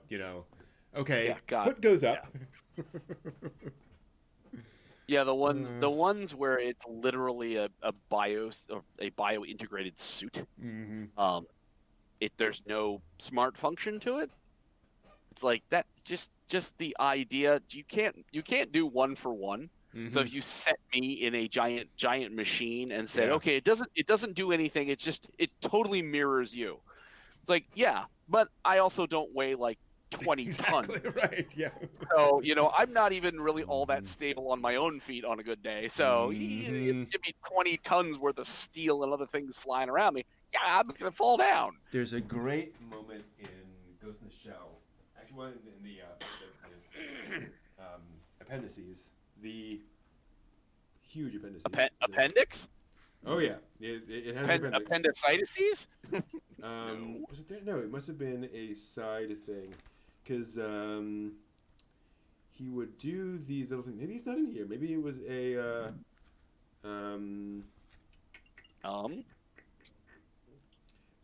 there's a little note that he made about the problem of cybernetics and of cyborgization specifically, where he said, "Here's the thing. Let's say you create an artificial arm that can contract at 5 times the strength of a human. Not hard, right? You have the all that stuff, and you graft that onto your shoulder, and the person goes and grabs something and contracts the arm. It then rips out of the shoulder because the shoulder, the muscles and tendons of the shoulder are not as strong as that contraction right. movement. I gotcha. Its anchor point is less durable than the actual machine itself. Yeah. Okay. Yeah, I got that. It's one of the big problems practically of making a cyborg is that you kind of have to do all or nothing. You kind of have to have a completely cyborg body. You can't really do half and half unless you do what folks do, like for an artificial leg, where you are replacing a specific portion of the body and you're not trying to go beyond what the body can actually do. It's basically a support structure. You're not, making that leg do more than the leg is supposed to do. So you're saying Steve Austin, when he's running like 90 miles an hour and his biological leg flies off somewhere because his bionic leg is going 90 miles an hour and his regular human leg's like, what the hell are you doing? Exactly, yeah. Aha! I see the flaw in the plan now. Yeah. So it's interesting. $6 million bucks. Ain't gonna solve that problem. All gone. Yeah. Cool. All right. I think that will do it for us for tonight. Great conversation as always. Let me just double check on the lists. Nope. I think that is about it. All right. Yeah. Thank you all so much for being here. Appreciate it. It's been a good time. And yeah, thank you all very much. Hope you guys have a great week. Oh, but wait. Before we leave, we have a question. What did we learn on the show tonight, friend? What did you learn tonight, JJ? That cybernetics could leave your limbs flying off. This is true. No, what I learned today, night show, is the fact that we have not yet heard about the ultimate or penultimate Olympics anime. True. Covering different sports specialties.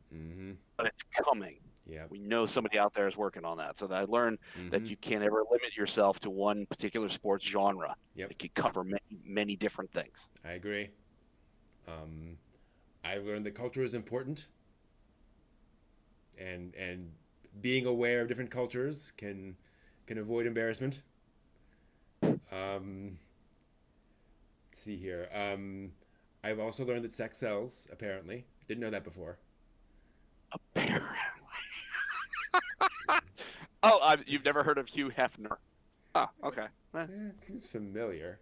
I don't know. Seems like a guy who I might have known. I will at some point tell you a story about that. That you're Hugh Hefner's son. Wow. I will. This is something that. Wait a minute. We say that tells me yes. No, but it's a. Have to be careful about how I phrase even explaining it. I've learned that online anime cons are still a thing. Definitely. You broke ground, and here they all are behind you. I can always claim that I was first. You know, I was the pioneer. I also learned, as Jay says, Kazuno Stigma will never continue. I know. Yeah. I loved Kaze No Stigma.